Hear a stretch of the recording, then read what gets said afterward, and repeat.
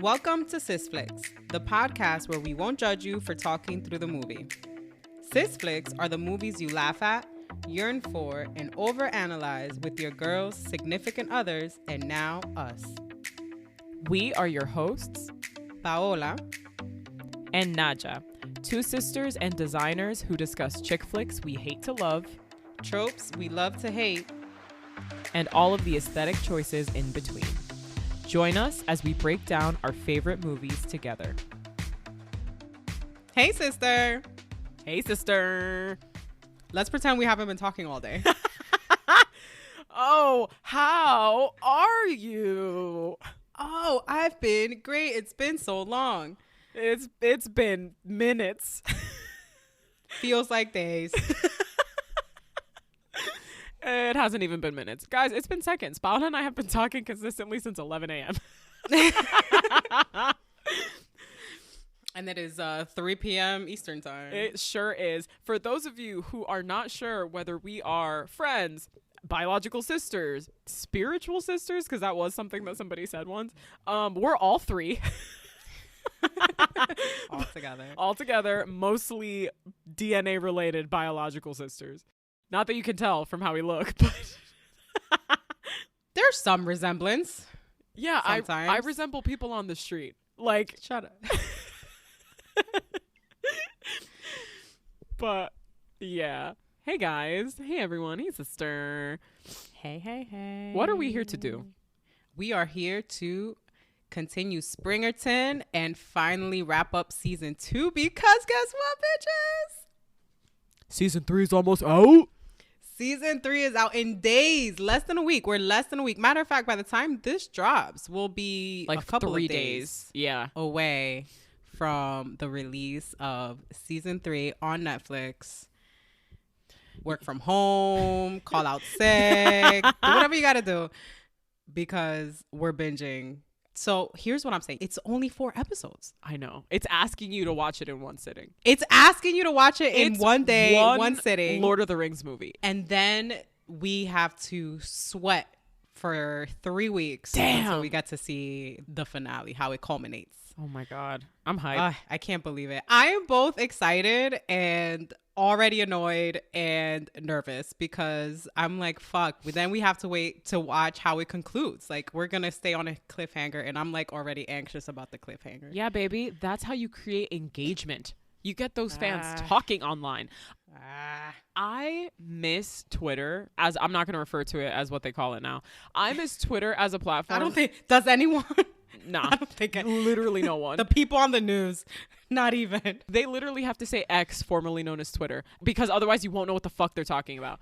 Anyway, I miss Twitter so much under its previous ownership and management because that was the place where I literally spent 6 years just rage reading every tweet about every show and movie that I've ever seen. The content on Twitter was fucking red hot, fresh, light on, Krispy Kreme, ready for consumption. Like, so good. And I've been off Twitter since September.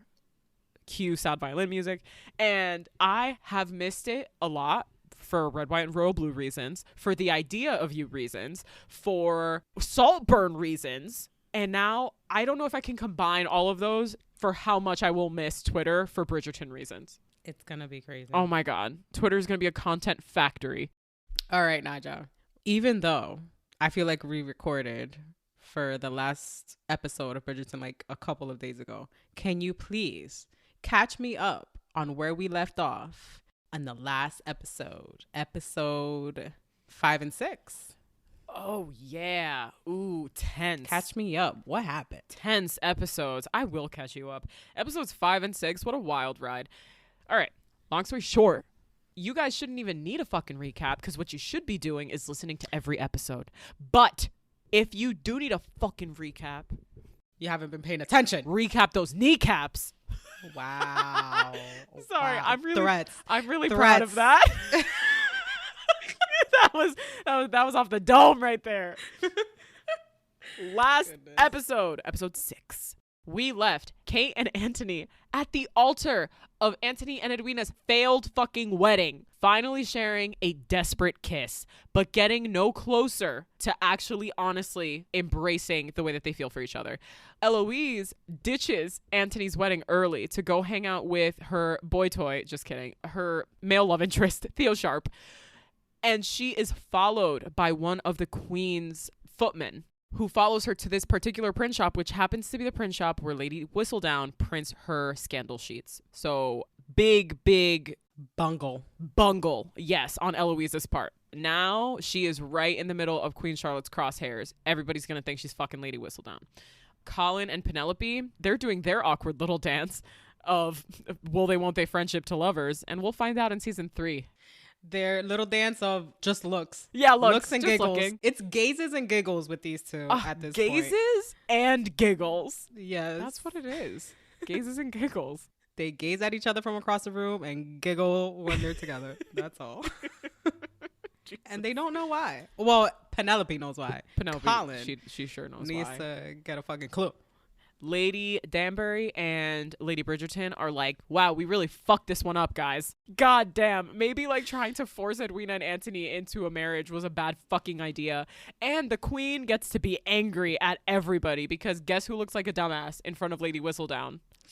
Queen Charlotte. And the very last thing that I will mention is the scam stakes have just been raised by Jack Featherington and Lady Portia Featherington. These motherfuckers are scamming the shit out of the ton, peddling these fake fucking rubies from non-existent fucking mines. So that is where we leave episode 6. Thank you, sister, for that very detailed recap. Yeah, okay, you're welcome. Sister, where do we start episode 7, titled Harmony? Not harmoniously, for sure. It begins like all of our favorite episodes begin with Lady Whistledown reporting on the jilted groom and brokenhearted bride and blames the failed wedding on Queen Charlotte. Flat out in her first paper after this wedding. Lady Whistledown's wild for this. She is wild because now she has fully pissed off Queen Charlotte, and she gets up from reading her paper, asks Brinsley to call for the royal carriage. She has had enough. This lady, and like Nadhya mentioned in our quick recap, the queen believes that it is Eloise and shows up to the Bridgerton house just as Eloise is trying to sneak off to go visit Theo. Eloise is summoned to the carriage and the queen goes directly into questioning her. Why was she visiting the printer shop during the middle of her brother's wedding? Penelope tried to fucking tell her, but she wouldn't listen. The queen does not even give her time to answer when she accuses her of being Lady Whistledown herself. And she points out that Eloise is ever rarely mentioned in the gossip column. And it's known that she has a great distaste for society, just as the writer herself, Lady Whistledown. Now, sisters, let's think about why does Lady Whistledown sound so much like Eloise to the queen? Well, if you recall, as Eloise started to criticize Lady Whistledown at the beginning of the season, Penelope would go and tweak her writing in a way that Eloise would approve of. Every time Eloise would have something to say about the column, oh, I don't like that she mentioned this, or I wish she would talk more about women's rights, or I wish she would talk more about this, Penelope would shift her tone to appease to Eloise. So technically, had Penelope not been so pressed for Eloise's approval, she wouldn't have made those shifts in her tone for the column. Mm-hmm. And it wouldn't have been so easy for the queen to piece that together to Eloise. What made her think that it was Eloise even more was how it sounded and the subject matter that Lady Whistledown would bring up.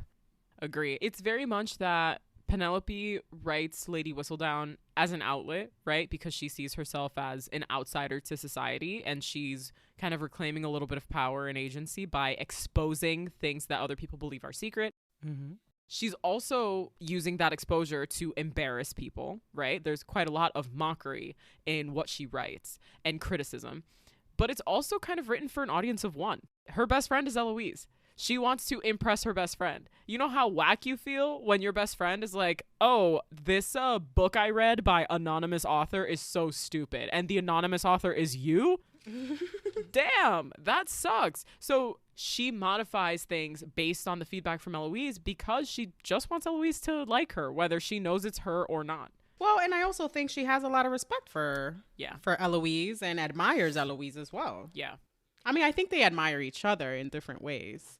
As all friends should. And so the queen goes on to say that Lady Whistledown would make a great ally to the crown as opposed to a rival. The queen gives Eloise 3 days to consider to become her ally as opposed to her rival, with the threat that if she does not come clean and align herself with Her Majesty the Queen, she will expose her and she would be ruined to society. Mm-hmm. And the queen leaves her with this: pride may not be as precious to you as your breath. God damn, girl. It is the 1800s and the queen is like, I might kill you. If you don't say what I do. And if you don't do what I say. If you don't say what I do or do what I say. And I feel like you should be aware of that. Guys, in DR, we have this saying where we say, "Ta fea pa la foto," which directly translates to, "They look ugly for this picture." And Eloise right now, she looking real ugly for this picture. She looking real bad for this picture. Because it just basically means shit's not looking good. Penelope visits Eloise later that afternoon and finds her tearing through every issue of Whistledown that she has, which, by the way, she has 2 of each of the publications that she has released of all time. So that looks real bad. That looks bad. And also, why are you so obsessed with me? Why are you so obsessed with me? Eloise tells Penelope everything the queen said. Penelope, as you can imagine, is internally freaking out. Warns Eloise, again, to stay away from Theo and the print shop before making matters worse. So this is her second warning to Eloise. I think more than that. Maybe like her second or third warning to Eloise, where she's like, stop going to the fucking print shop. Stop meeting up with this kid from the print shop. Mm-hmm. You're going to make matters worse. Mm-hmm. And she asks her to wait for Lady Whistledown to print her next issue, as it might help her prove her innocence. Mm-hmm. Is Penelope's concern truly for Eloise, or is she just afraid of being discovered? And I think that this is a little hint that if she was truly selfish and had her concern just been about being discovered, she would have just let Eloise take the blame. Yes. Because it would have been a temporary situation either way. Because the queen would realize it's not Eloise. When she has Eloise imprisoned in the Tower of London and another Whistledown comes out. Lord. Pretty much. You know, so in this instance, I'm not saying that Penelope is not ever looking out for herself. Mm-hmm. But in this instance, I believe that she feels directly responsible for putting her friend in harm's way and wants to help her figure out how to fix it. She even mentions briefly that she considered turning herself in, but doesn't think the queen would believe her. I don't know for how long she considered it. Maybe it was like 2 seconds and was like, yeah, no, I'm not doing that. Mm. But I think that says a little bit about Penelope. Mm. That evening, she visits Madame Delacroix to see if she can seek some advice, because she really, truly does not know what to do now that her friend's in danger and exposed to the queen. We actually get to see Madame's beautiful home full of her designs and fabrics. And my silly ass literally pause it because I'm like, oh my God, am I going to recognize any of the fabrics she used on Penelope for season 3? You're too much. I'm wild and fucking crazy. Yeah. And no, I did not recognize any of the fabrics. I'm so surprised. But that might change. I'm so surprised. Madame Delacroix advises Penelope to write something about Eloise that she wouldn't write herself, because a lady wouldn't wear something she knows makes her look ugly. And Penelope doesn't even consider it for a second. She shuts it down right away. I could never ruin my friend, is what she says. Meanwhile, Eloise goes to go see Theo again. She wildin'. Down bad, crying at the gym. Down bad, crying at the gym. Oh, man, Eloise. And this time, Theo is the one to tell her to stop coming around. There have been people from the palace asking about him, and he almost lost his job that day. Mm-hmm. I mean, and that definitely sucks. That feels like shit. Right. So now she's putting him in danger with her impulsiveness. Because, hello, I think something that we hello. Hello. I think something that we come to realize about Eloise is she really doesn't think before she acts. He asks her to leave and to stop visiting the shop. He clarifies that he doesn't have the privilege or protection of a wealthy family like she does. I genuinely think Dun, like dun, dun. Theo as a plot device is because if you've read the books, and obviously many changes can happen for the show, if you've read the books, you know Theo was not endgame for Eloise. It's just kind of a vehicle. Theo wasn't in the books. Exactly. A vehicle for us to learn about her, right? Like in the show, and have more exposure to different aspects of her personality. As a plot device for Eloise, as much as it seems like it's basic, like, of course Eloise is aware that there are other parts of society outside of the Tan, right? That's why she's such a big feminist, and that's why she cares about wealth or whatever. Like, instead, you can tell that she might have all of these leanings and beliefs inherently just because of who she is, but she's never actually had to risk anything to believe this, and she's never had to put any work into believing it. Correct. Whereas Theo is kind of like, yeah, I attend political rallies and we publish all of these different types of pamphlets, Lady Whistledown included, but I have stakes. If they write badly about you, your family has money and they'll take care of you. I literally like need to work to be alive. This is my livelihood. Yeah. Correct. And that's very true, Nadja. And another thing that this exposes about Eloise through Theo is for someone who considers herself to be so smart, she does not think before she acts. And in this way, she's very immature. Yeah. And also, the same way we kind of saw with Penelope last season, she has a hard time, not empathizing, but she has a hard time considering those outside of herself. Absolutely. Where it's all in relation to her and to the women around her. When she has to consider somebody else's position that might not have her privilege, she has a hard time kind of fitting the pieces together. Absolutely. I think she has a hard time visualizing a life different from hers. And the irony of that is like she sees so much of her own life accurately as a woman of that time, regardless of class, as a little bit of a prison. It's just that her prison is like a gilded cage rather than a shitty, terrible one. And even though she's constantly like, women should be going to school, women should be allowed to own and run their own businesses and not be like, you know, put in different pits of society because of it. Women should be allowed to maintain their own households and have their own incomes and whatever. She says all of that stuff, but you can tell that it's like, I remember being a teenager and being liberal for not for the first time. I've been liberal my whole life, but I remember like being that way without any deeper understanding of like, well, we have money because of X. We have money because of exploitation. And if I want women to stop being exploited, that calls into question all of my privilege. And that's like really, really, really uncomfortable for me to consider. And I'd like to keep living in a nice house with like 5 ladies' maids, but I also kind of want other women to be cool. Like, and so I think this is maybe the first step of a bigger interrogation of how she feels and how she will accept or reject her position in society. So with all of this, you would think that maybe she would cogelo con take it easy. But no. Instead, she decides to inform Penelope that she is deciding to impersonate Lady Whistledown for the Queen's satisfaction, because this gives her more time to find Lady Whistledown and make her pay for her crimes. I found this wording interesting because how quickly we went from Lady Whistledown just spreads frivolous gossip to now Lady Whistledown must pay for her crimes. Now you're involved. So now there are crimes against you because you're involved. When it was about other people, it was fun and funny.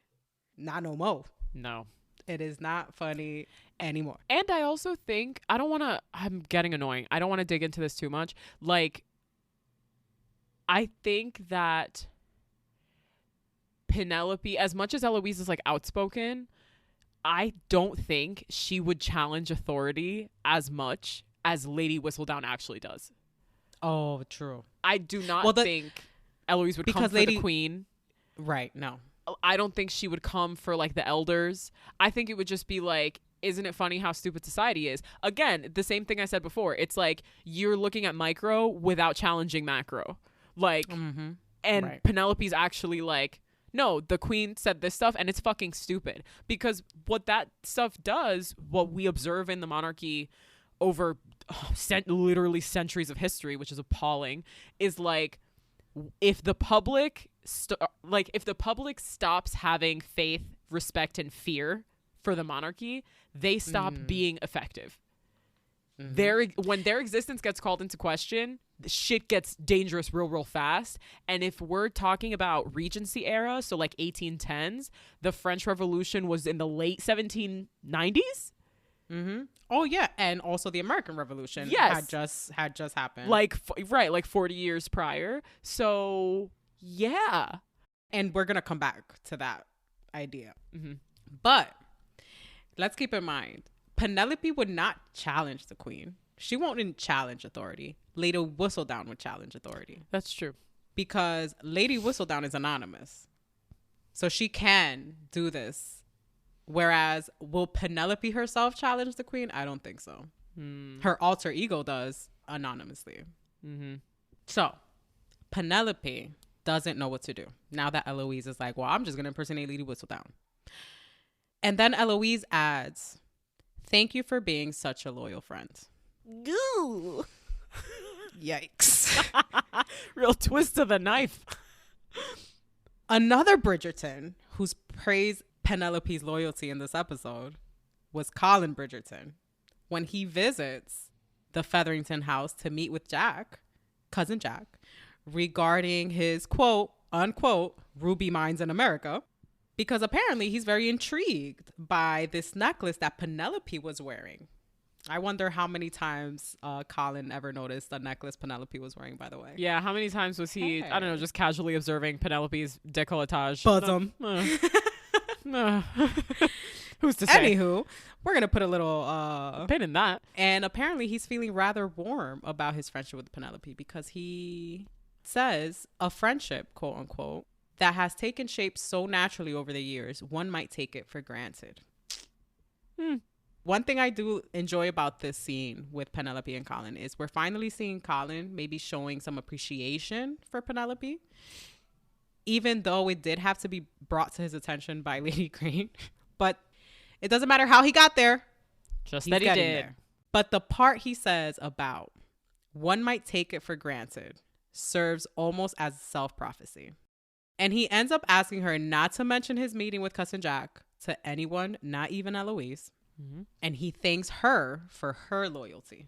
Goodness me. Just this show sometimes with the writing knows how to fucking fuck with you. But somebody should have really informed cousin Jack that Colin's like travels. Yeah. And reads a book or two. Like yeah, Colin's Colin ain't no common bloke. It's so bad. That's so bad. That made our British listeners stop listening. Yeah, they turned you off right now. Yeah. Although he's never been to the Americas, I mean, he probably knows a bit more about the world than the average gentleman of the time. Accurate. Due to his travels. Now let's get to the juicy bits. We left Kate and Anthony making out the altar where Edwina left his ass. Remember that? And y'all, when Kate wakes up that morning, fantasizing about the kiss, and guess what? Nobody had to explain to her how to touch herself. She is very rudely interrupted by one of her maids, informing her that the baths are ready. Yes, that's right. Baths, plural. Because Kate, Mary, and Edwina, each in their own copper bathtubs, bathe in the same room. I do hate that. I'm not going to lie. And this would probably be fine and fun on a regular day. Yeah. I mean, that's your sister and your mother. You've probably been bathing in the same room for your life. We're just girls. And if it's We're girls. And if it's the modern day and one of you isn't doing your makeup in the same bathroom as the other one taking a shower while a third person comes in to check their hair in the mirror, what are you even doing? Then are you even a family? Yeah. Right? However, in this particular room, the tension is palpable. Nadja, how long do you think you would be mad at me, though? Oh man. How long would you be mad at me if your fiance left you for me?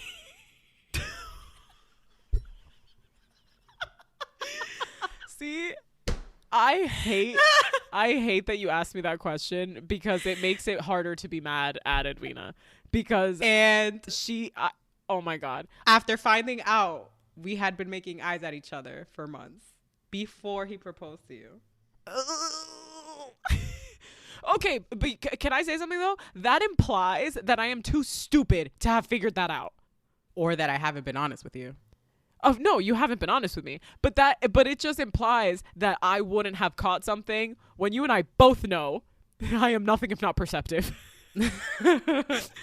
Yeah, we definitely would have talked about that. Like I just said. I would have brought him home for the first time and then he would have left and I would have been like, "Are you good?" I would have been like, Nadja, your man is hot. It's like And he kept looking at me. I was on my horse this morning. No, I'm just kidding.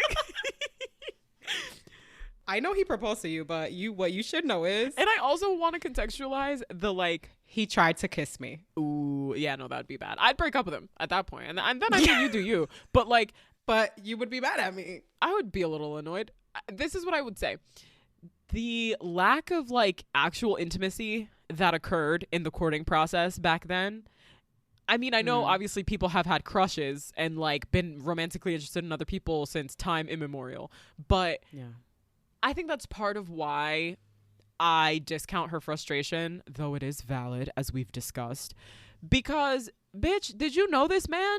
What do you know about him? What was the name of his childhood pet? Like, who's his best friend in the world? Oh, a man you've never met because they refused to recast him? Like, who? What is...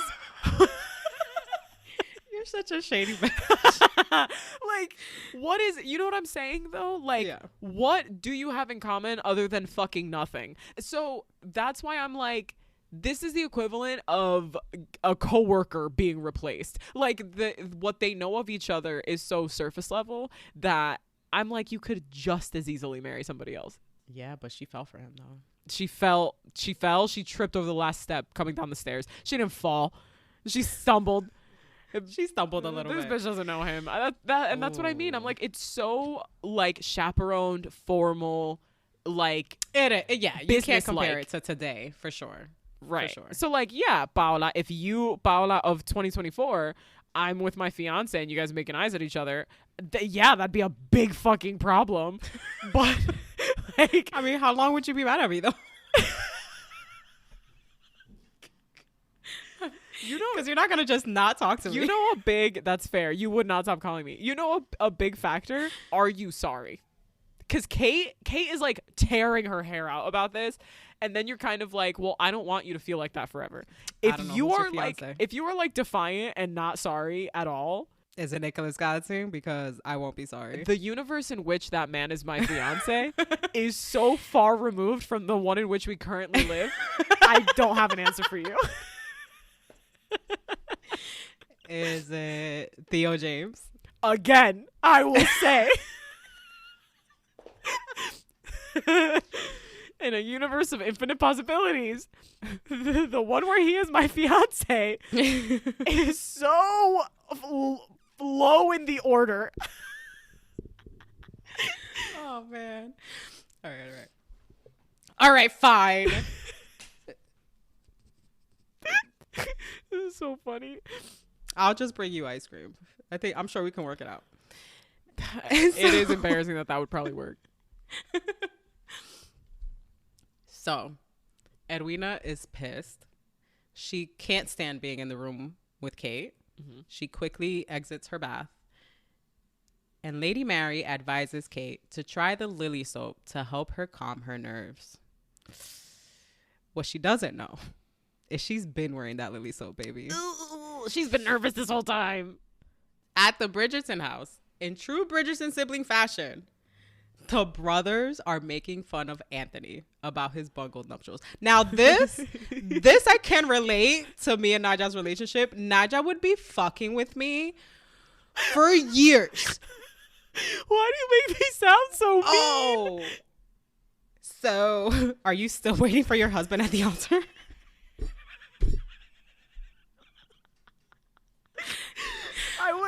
definitely walk in places and be like, guys, I'm so sorry I'm late. At least I'm not as late as Paola's husband. Oh my God. They have a very funny interaction. But poor Anthony is going through it, and we know it because he hasn't shaved. He has a little 5 o'clock shadow going, and it's like 10 in the morning at this point. And that's how you know he's in distress. And that's how you know he is stressed out.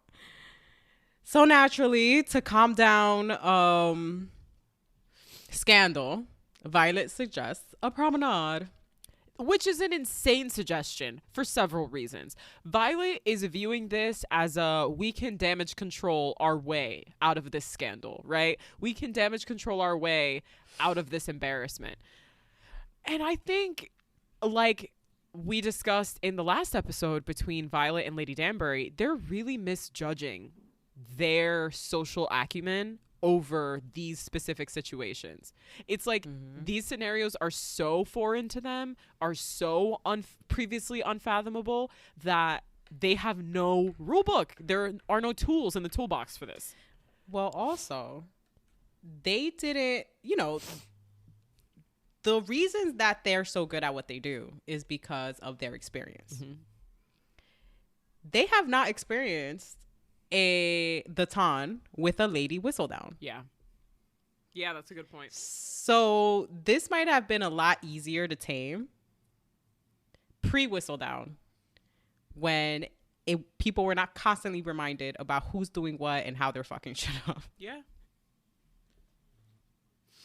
And also, like, there would have been, sorry, 1 second. And there wouldn't have been this, like, more vocal gossip culture. As much as they would still gossip, because that's the kind of society in which they live, first of all, the gossips wouldn't be written down and recorded. Much easier to forget. The events wouldn't be written down and recorded. Much easier to forget. I mean, they had gossip columns. They did, but people weren't named by name. Exactly. And situations weren't that specific. Exactly. So yeah, it would have been less incriminating than the current climate that they're in right now. Sorry, I have something in my eye. Keep going. So the plan for both the Sharmers and the Bridgertons is to promenade publicly to give the appearance of a respectable and united front. But when they head out in public, they find themselves thoroughly shunned by the ton. Everyone gives them the cut direct. The cut direct. The only ones to speak to the Bridgertons is Lady Featherington. And it is just to be a bitch. And this woman can hardly contain her delight for finally seeing another family receiving the cold shoulder from the ton. She's like, remember last year when Colin and Marina almost got married? Ha ha ha ha ha ha. Well, I'm glad that didn't happen. Smug little bitch. Just as she says this, Penelope sneaks a glance at Colin at the mention. At the mention of this, Penelope sneaks a glance at Colin. As we all know, she is the one responsible for the bungling of those nuptials. Mm-hmm. I mean, but also Marina's unborn child. Definitely a little bit of a part of that, yeah. And the child we would find out was 2 children, twins. Lady Danbury is hopeful that by next week there will be an even bigger scandal than theirs, and everyone's like, "Bitch, get real." I love what Kate says. Like, I give credit to your imagination, Lady Danbury. If there's something that the British do, it is insult so eloquently. Because the way this bitch could have said, "What the fuck are you thinking?" And she was like, "I give credit to your imagination." Lady Danbury also alludes to finding Edwina a suitor yet before the season ends. And everybody's like, no fucking way. Like, she's radioactive at this point. When they finally grow tired of torturing themselves, they head to Lady Danbury's house, where Violet suggests a co-sponsored, dual-hosted ball to prove that they're also friends and that the wedding cancellation, though chaotic, was mutual and resolved behind closed doors. And of course, because Lady Whistledown wasn't there, she doesn't fucking know that. Dike. This is what they hope people will believe. Meanwhile, Kate and Anthony who are seated beside each other during this conversation at the Danbury house in the parlor, the sitting room, are like annoyingly gravitating towards each other. Cannot stop gazing And at each giggles, other. baby. Gazes and giggles.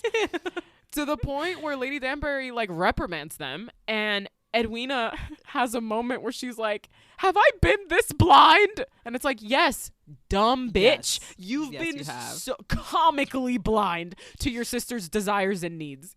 You know who's been more blind though? Kay and Anthony, because they really thought that their shit was like under wraps. They really thought that nobody realized the heat and tension going on between them. I think previously it was more controlled. I think with the build up to the wedding and after the wedding, it's just there's no hope for hiding like how they feel. But I do, like it happened already. Exactly. But I think before that, when to them it felt like the stakes were high because of the upcoming wedding, they were able to just kind of like take a deep breath and walk away. And now it's just kind of like they're just constantly gravitating towards each other. Well, Paola, what does this remind you of? When I think about like Kate and Anthony and like this tension and heat they have for each other and how much they're trying to keep a lid on it, and it doesn't work. The Lady Danbury picks up on it, Violet picks up on it, Daphne picks up on it, Benedict picks up. Like, what are you doing? And they're doing all of this for what? Who are they doing it for? Who are they? According to Anthony, and according, for example, everything he does is for his family, right? All of this self-sacrifice is for his family. Him holding back his emotion, his feelings for Kate is for his family, but his family knows. So what are you doing, my guy? And it makes me think could give a fuck who Anthony marries. They also could, which is what it makes me think of is, you know, in Normal People, Go on.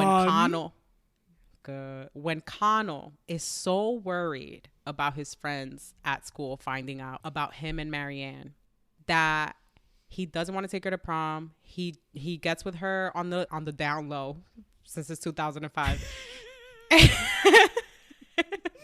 and ends up breaking her heart and being quite miserable, all to find out that all his friends were kind of already suspecting it and didn't even really care. Mm-hmm.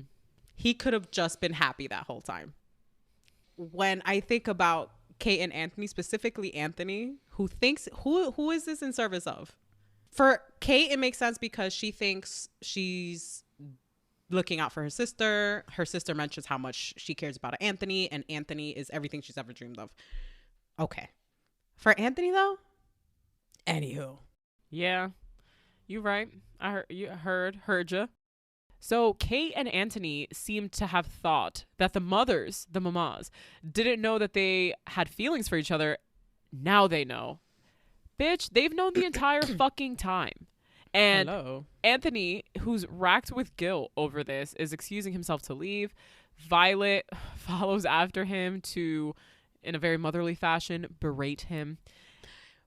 Quite honestly, though, berate him. Because the guy just got left at the altar. Oh, yeah. And it wasn't even by the woman he loved. Damn. But her sister. Just let him live for a day. I don't know. Just let him live. But I also think her frustration comes from the fact that she tried to prevent that from happening. Yes. Like several times. Yeah, you know that thing mothers do when they need you to outwardly say that you fucked something up and no, you didn't think it through all the way. And yes, you know that they told you so. And just as she wished, Anthony lashes out over his failures and angrily admits he should have never asked Edwina for her hand. She was trying to tell you. Everybody was. He should have never let it go this far and should not have done any of it. But instead of apologizing, he goes on a self-pitying rant, continues to lash out at her. I get the frustration, right? Like you don't want to hear this right now because you're going through this shit. But she's literally just trying to help him fix his own debacle. Yeah. And although he's fucking frustrated, he don't need to be talking to her like that. Yeah, but you know how white people talk to their parents.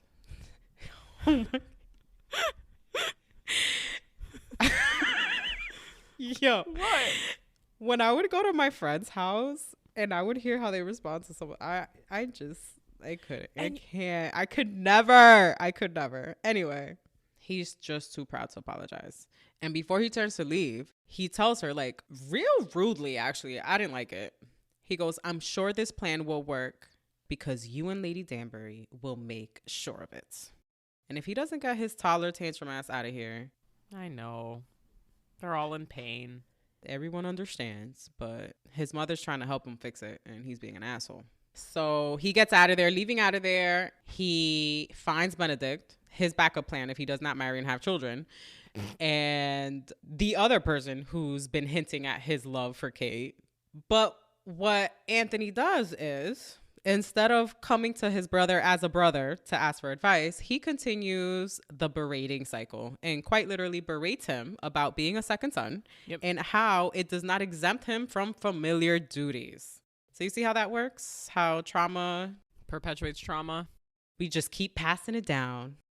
Benedict picks up on what's really bothering him because Benedict is, Too good. He's too good for us all. I mean, and I think he's very empathetic. We've seen his interactions with Eloise, and I would say both Bridgerton brothers are pretty empathetic. Mhm. Like, the only one who seems to lack a bit of empathy is Anthony. Benedict picks up on what's really bothering his brother Mhm. and suggests that he look at things with a new perspective and possibly take a different approach than self-pity and resentment. Mhm. That's right, Anthony. The following day, in another joint public outing with Anthony and the Sharmas, they head to an art gallery. When Anthony approaches the Sharmas, he brings each of them a small bouquet of flowers, and Edwina rejects his dumb flower offer immediately.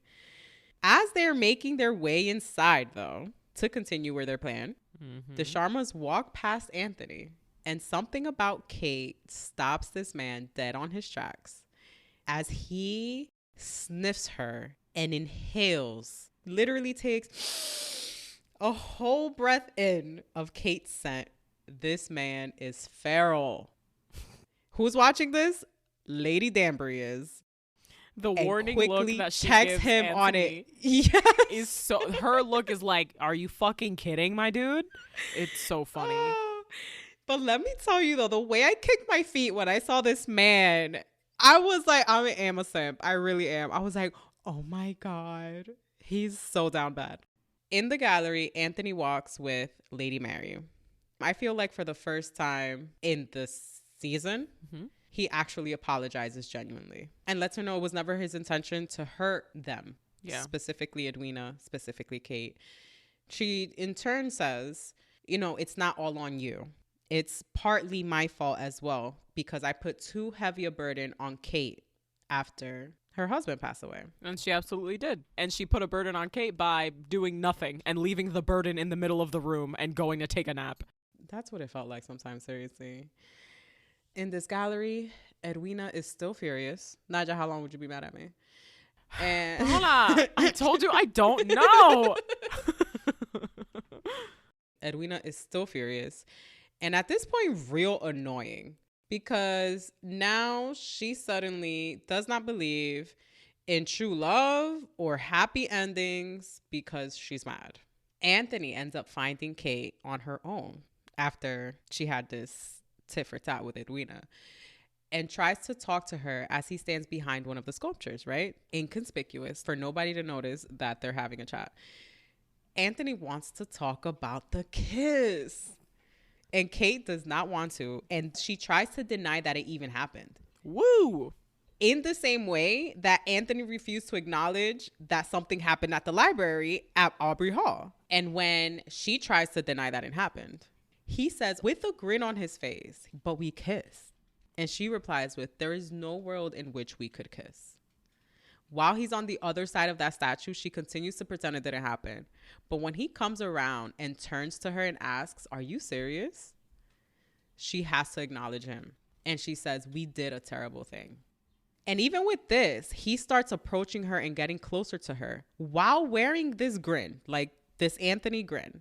He's trying to flirt. He's trying to get closer to her, literally. And she finally says, we should be ashamed of ourselves. And the thought of shame is what makes him snap out of it. And she leaves, and he leaves her alone. And at this point, outside of this interaction to the ton at large, it seems like the mama's plan is actually starting to work. They're getting acknowledged by people. They're not getting the cut direct anymore.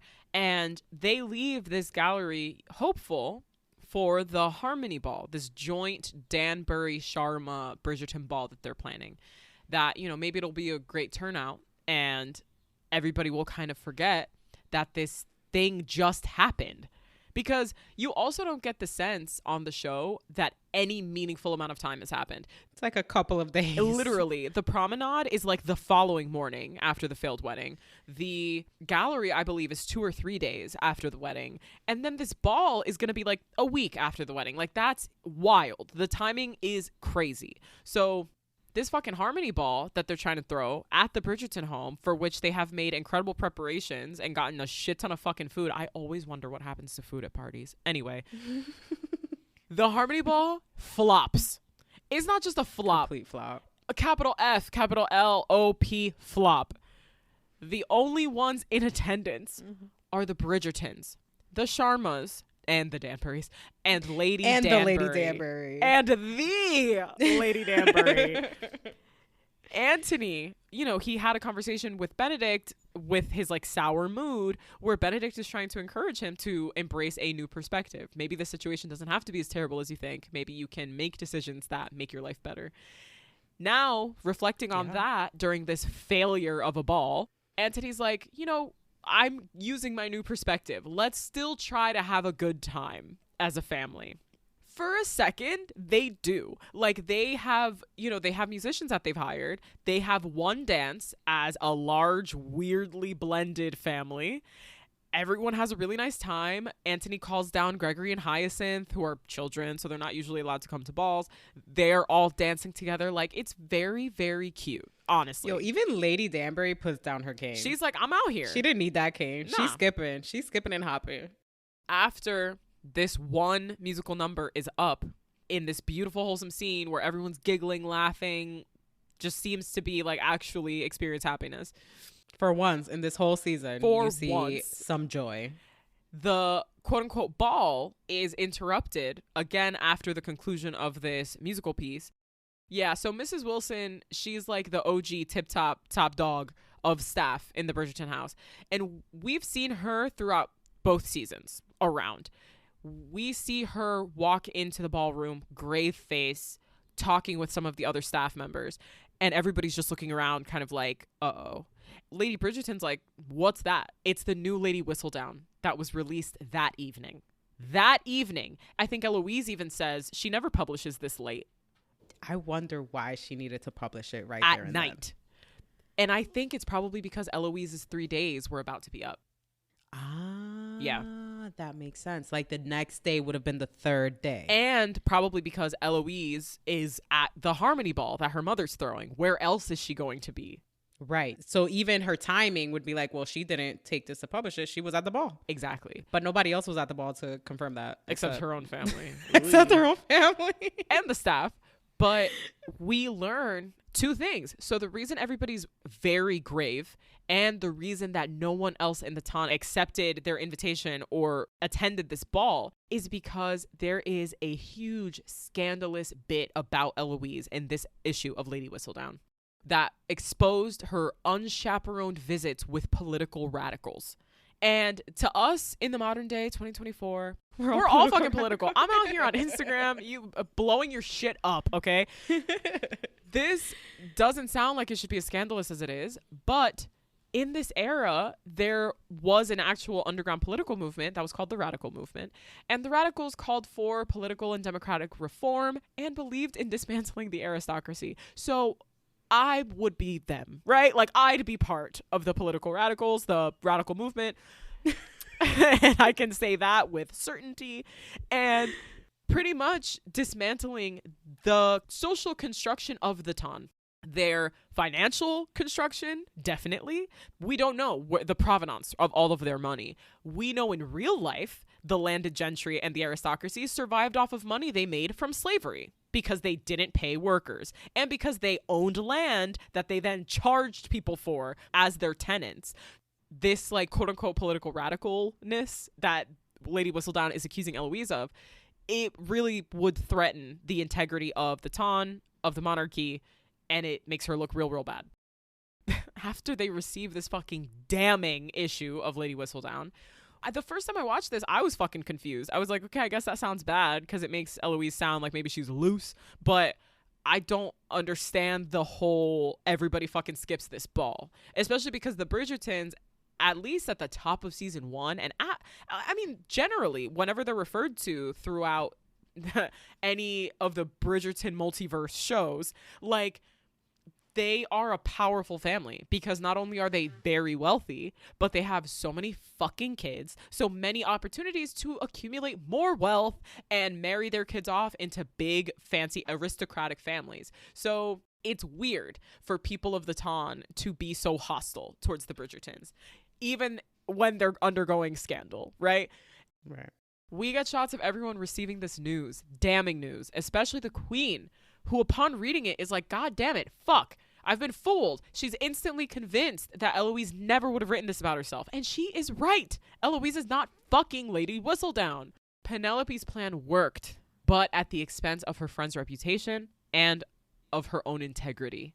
Because as we see, the first thing she does as soon as she's done writing is snap her quill in half and throw it in the fire, sobbing. The implication here is that she doesn't intend to return to her post as Lady Whistledown, but we're uncertain of that. Back at the Bridgerton house after this, Anthony is so upset and honestly, like, restless. Like, no one knows what to do now. What's the fucking damage control of that, right? Like, he's so upset that he just, like, leaves. There's nothing he can do. No amount of yelling at Eloise will, like, fix this, right? I love how nobody addresses Eloise. No, because I think they know. Everyone just goes to bed. Everybody's just like, we're going to be really British about this. Wow, Never this bring is it up gonna be again. Crazy. Yeah. Yeah. And it's like, she knows how bad this is. I don't need to reinforce that for her. Obviously, fucking Edwina uses this news to get mad at Kate. You know, just for living and for being the object of Anthony's desires. Like, she just gives her more shit. She has to give her more shit because they had too much fun with the country dance. Yep. And she saw that her and Anthony actually laughed and she had to had a remind good them time. How upset she was. And Kate is like, fuck, man. I can't win. Not even winning. I can't even fucking live. So she, also angry, also very similar to Anthony, has a very similar idea where she exits the home, just walks the grounds because she's like, what the fuck? Like, what am I doing? Trying to clear her head, like, you know, settle her thoughts. And she comes upon a gazebo in the Bridgerton garden. Who else is there at the same fucking gazebo in the same fucking garden? Anthony, baby. Best furnished gazebo you've ever fucking seen. There's pillows. There's like a throw blanket. Like, this gazebo is asking for you to just get nice and comfortable. When Anthony and Kate see each other, I mean, what else is there to do? They immediately start arguing. Literally about like, oh, you're here, I'll leave. No, you stay, I'll leave. No, you stay, I'll leave. These two are dummies. God, they're so annoying. He calls her obstinate and inflexible. And then he admits he's never met anyone like her. She consumes his very being, and that even though his family hates him and they are on the brink of ruin, his only reason for breathing is Kate. I know. And something I love about this line is that back in episode 3, when he's having the flashbacks of when his father passed, there's this one flashback where it's violent and she's going through her grief about her husband. Mm-hmm. And she describes Edmund, right? The love of her life. And she says, Edmund was the air that I breathed. And now there is no air. It's so sad. Yeah. He so much wanted the opposite of that. He fought so hard to not have that feeling of love and devotion with someone. And here he is now in this gazebo on the night where his family is going through a scandal, and he's mirroring those same exact feelings that his mother described. Yep. It starts getting heated. Anthony quickly must remind Kate and himself that he is indeed a gentleman and that Kate is a lady. The insanity of this. A lady of that scent. I can't. Lilies. Paola and I quote this. Okay, guys, come on. Paola and I quote this at each other like once a week, okay? All the time. So they're having this like very tense, like sexually charged moment, and he keeps like getting closer and closer. I'm a gentleman and you are a lady. I'm a gentleman and you are a lady. And then he's like, do you know how much you consume my very being? And then he like leans in, sniffs her hard, like intentionally, like, and then he's like, lilies. Lilies. This is like the most violent whisper. Oh. Oh my God. And then he goes on to say, that scent has remained imprinted in my memory since the first night at the conservatory. So that first ball that they both attended. Mm-hmm. So when Lady Mary suggests to Kate, hey, you should use the lily soap. She's been using that shit the whole time. Kate's been using that lily soap. And it has entranced Anthony Bridgerton. This is so funny. As he breathes her in, he tells her she has to stop. Stop what, Anthony? What does she need to stop? Existing? She, in turn, blames him for throwing her whole world off of its axis and making her reconsider everything she ever told herself. Yep. And what she went out there to do. Yep.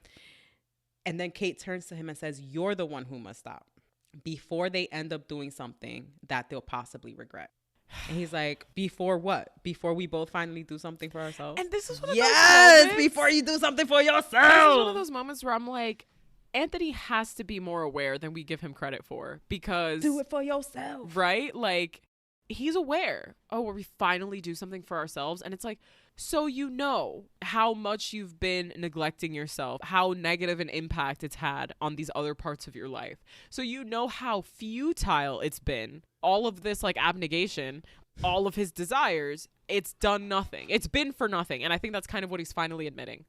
The futility of all of their effort. For sure. But there's something that I want to point out though. I feel like once everything blew up at the wedding and Edwina was kind of out of the picture, you can tell by his wording that he began to see an opportunity. Whereas Kate began to see it as, though this is definitely can't happen. Because when Edwina leaves them in the chapel, Kate kind of starts to describe like how she wants to take a minute before stepping out and having to face reality. And Anthony says, oh, the reality of our circumstances. And Kate says, no, the reality of our failures. And then after that, when they're at the gallery that we were just talking about, Anthony, he's going after her. He wants to talk about the kiss. He wants to see what's up. And she again doubles down and is like, we should be ashamed of what we're doing. This is terrible. And shuts him down again. Mm-hmm. It's almost all of these points where he's kind of trying to test her, reach out. And she's the one like, no, we suck. Mm-hmm. And he's letting that weigh on him.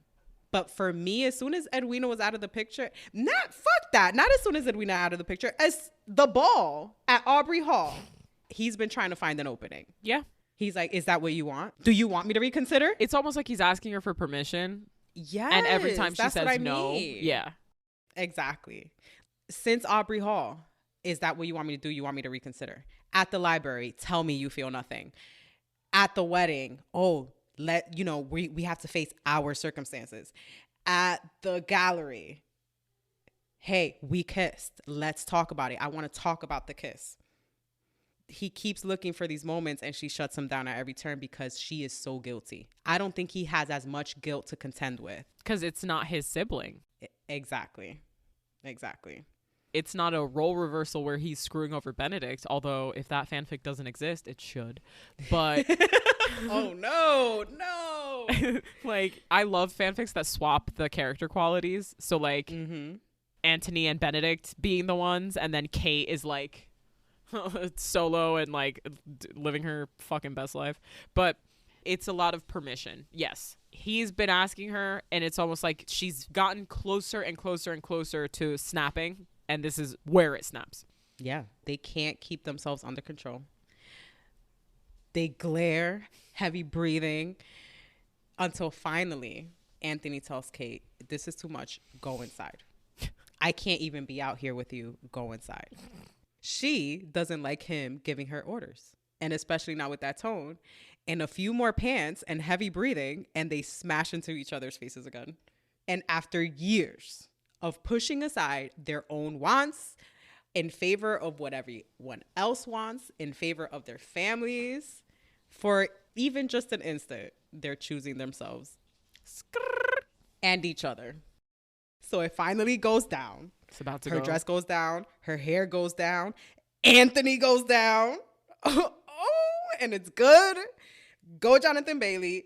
Go Simone Ashley. 9 out of 10. All we were missing was an Anthony butt shot. That's all I'm saying. We've gotten those before. It's not new to us.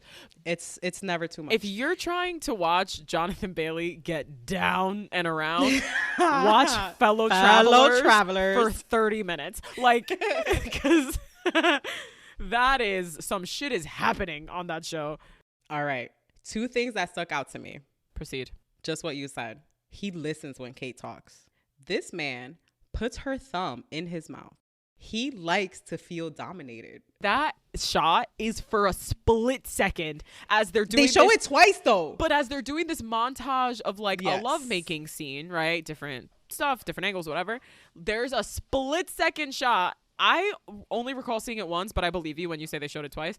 Of him like maybe kneeling based on like how she's standing and him in front of her. He's maybe kneeling in front of her and she has her hand wrapped around his chin with her thumb in his mouth. He put it there. Peak.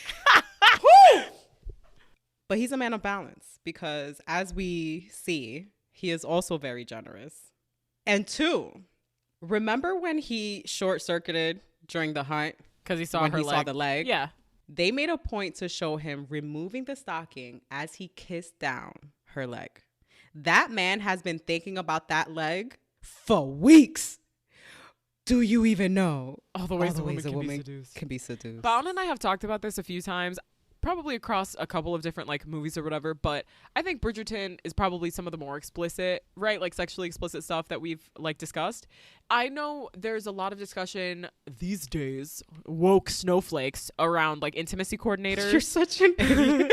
And like, you know, properly choreographing intimate scenes and making sure that the actors feel like safe and comfortable, like they have agency and whatever. Something that I think about all the time when I consume any content that has like visual representations of intimacy, I'm like,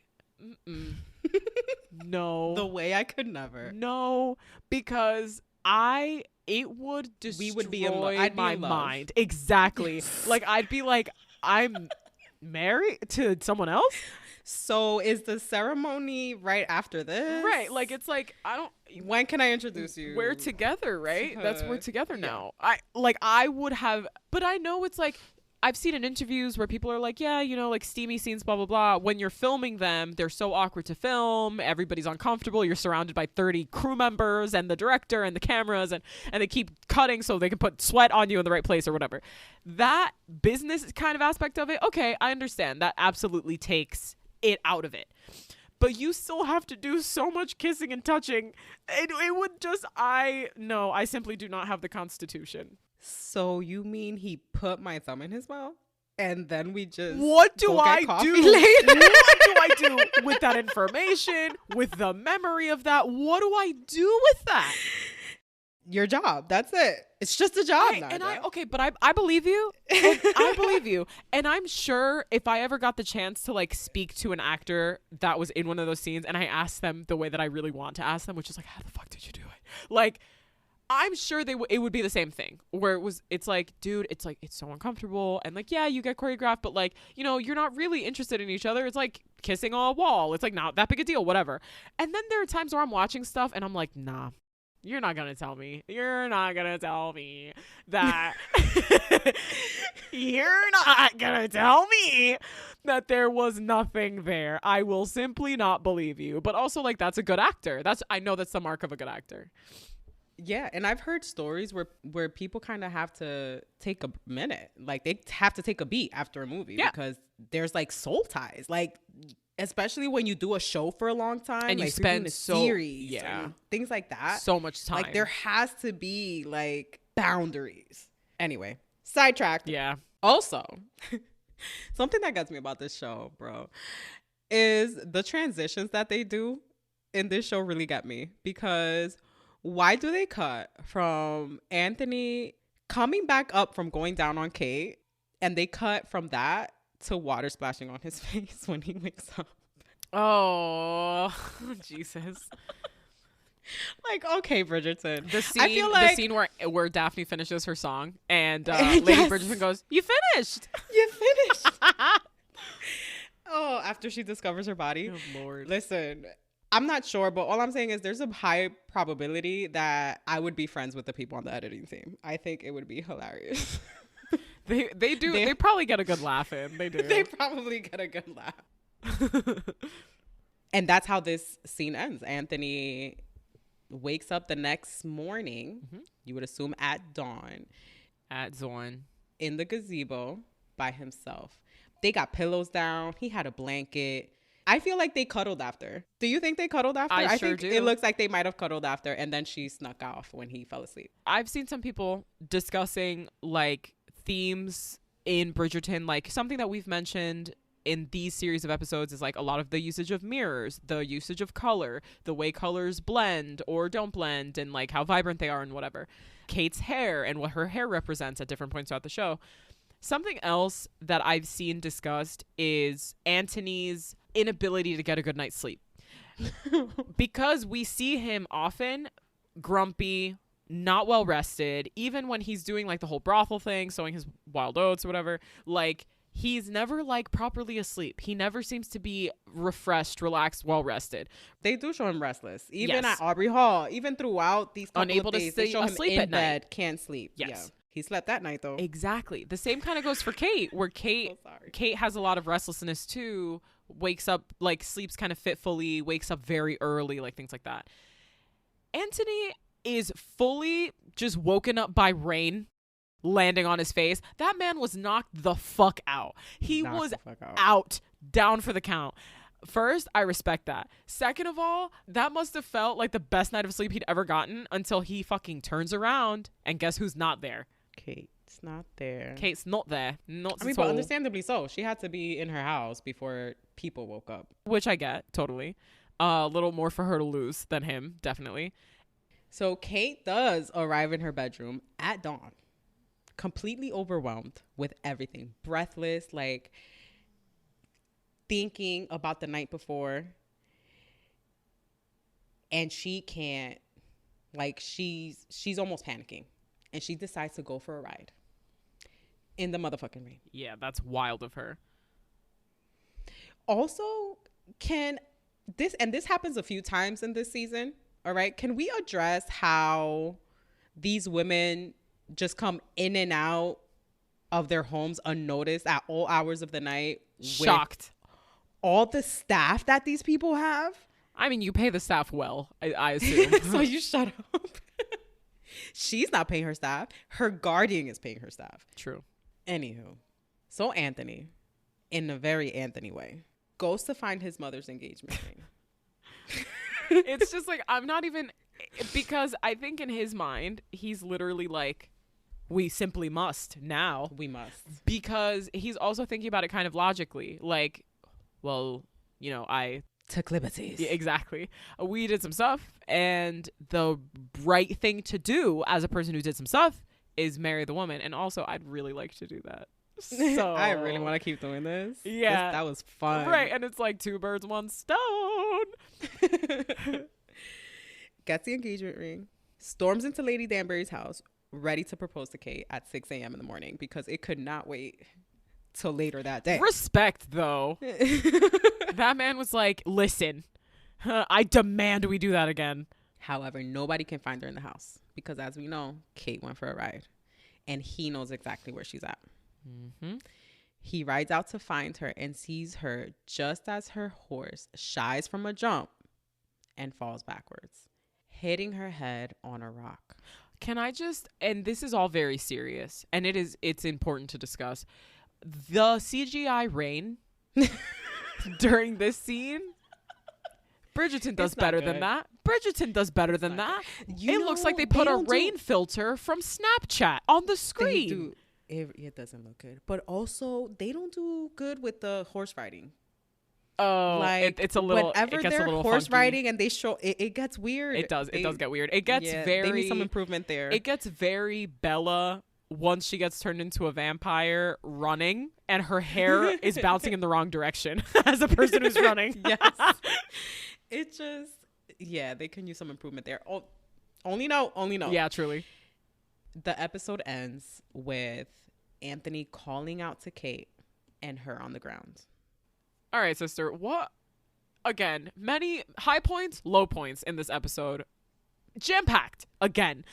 I feel like the back 4 episodes of this season, 5, 6, 7, 8, are like boom, boom, boom. Shit is happening. What are your feelings? First thing that I think is, and this is nitpicky. Mm-hmm. Again, this is as a book reader person. Totally. Because the way we know that Kate is terrified of rain, storms, thunder, and lightning, that she really went out for a ride as there's a monsoon outside with thunder and lightning doesn't make sense to me. Actually makes me really annoyed. Nobody would have done that. Kate is too practical. She wouldn't have done that. But maybe Anthony drives her wild. So maybe that's why, right? We're going to defend it. I'm not going to defend shit. Yes, I think that in this episode, in the book, there is a big accident towards the end, but it's a carriage accident where Kate breaks her leg and it happens after they're married. Yes. In the book. But it's also the point where Anthony finally proclaims his love for her. Because even though they were married in the book, he was still pretending that he didn't want to be in love with his wife. Mm-hmm. It was very weird. Book Anthony it was very sucks perpetuating even more than show Anthony. Perpetuating that conflict in the book. And I'm not coming for Julia Quinn. Genuinely. Perpetuating that conflict in the book was so prolonged for no reason. It became nonsensical how in denial he was about expressing any type of feelings for his fucking wife, who he was in love with. They were literally married already. And the point of it was kind of to come to this conclusion where he accepts that he will live longer than his father. And like his trauma around that is like more intense in the book. But like, honestly, bro, it felt like really fucking bad writing. It was just conflict for conflict's sake and nothing that an actual human being would do. You know what I mean? Yeah. It felt like it was made up. Like human beings are nonsensical and books are fiction, but yeah, there are times where I'm just like, in what fucking universe? Yeah. And then I'll tell you how I feel about this episode. What better way to get two sisters to reconcile and to get a man to finally declare his love than a near-death experience? So that's where we're at going into episode 8. Finally, the episode named after the book title, The Viscount Who Loved Me. The very last episode, where as a watcher of the show, as you're viewing this for the first time, you are still asking yourself, how are they going to resolve this? And how are they going to neatly tie it up with a pretty bow? This episode continues just right where the last one left off. Anthony has rescued Kate from her fall. He finds like a man who was driving a carriage with a different horse, something like that, manages to transport her back to the Danbury house in a fucking panic. Like he is frantic. And he is telling all the staff, call for a doctor. She's fallen. She's hit her head. This is very when Anthony's father died. Right? The same very, very high levels of panic and this feeling of helplessness and ineffectiveness. And also almost like guilt almost Totally. feeling like it was his fault. And he actually says, it was my fault. She ran away because of what happened between us. And so Yeah. she was on her horse and it was my fault. Not true. Obviously, Kate's an adult with like the capability to make decisions, but And decide he's not to go feeling riding very, out in the rain. very guilty for this. Kate, listen, y'all, we love fiction, okay? Because Kate remains in a coma, like a comatose state where she's just knocked out, laid up in bed. The most stunning eyelashes, the most color in her cheeks, the best groomed eyebrows I've ever seen. And it's about a week while her sister, mother, and Lady Danbury hang out at her bedside. Again, we love fiction because you're telling me a fucking person is chilling in a coma for a week and wakes up fine. Anyway, whatever. That's a spoiler. No, it isn't. But per usual, we see Anthony take his frustration out on his family as he really comes down on them hard about duty and responsibility. Obviously, a lot of it is coming from his frustration and, again, powerlessness about what's happening with Kate. But he needs to keep moving, right? What is it? Like an idle mind is the devil's playground, some shit like that. I think I fucked up that phrase, but I didn't grow up speaking English. No, I'm kidding. I'm half kidding.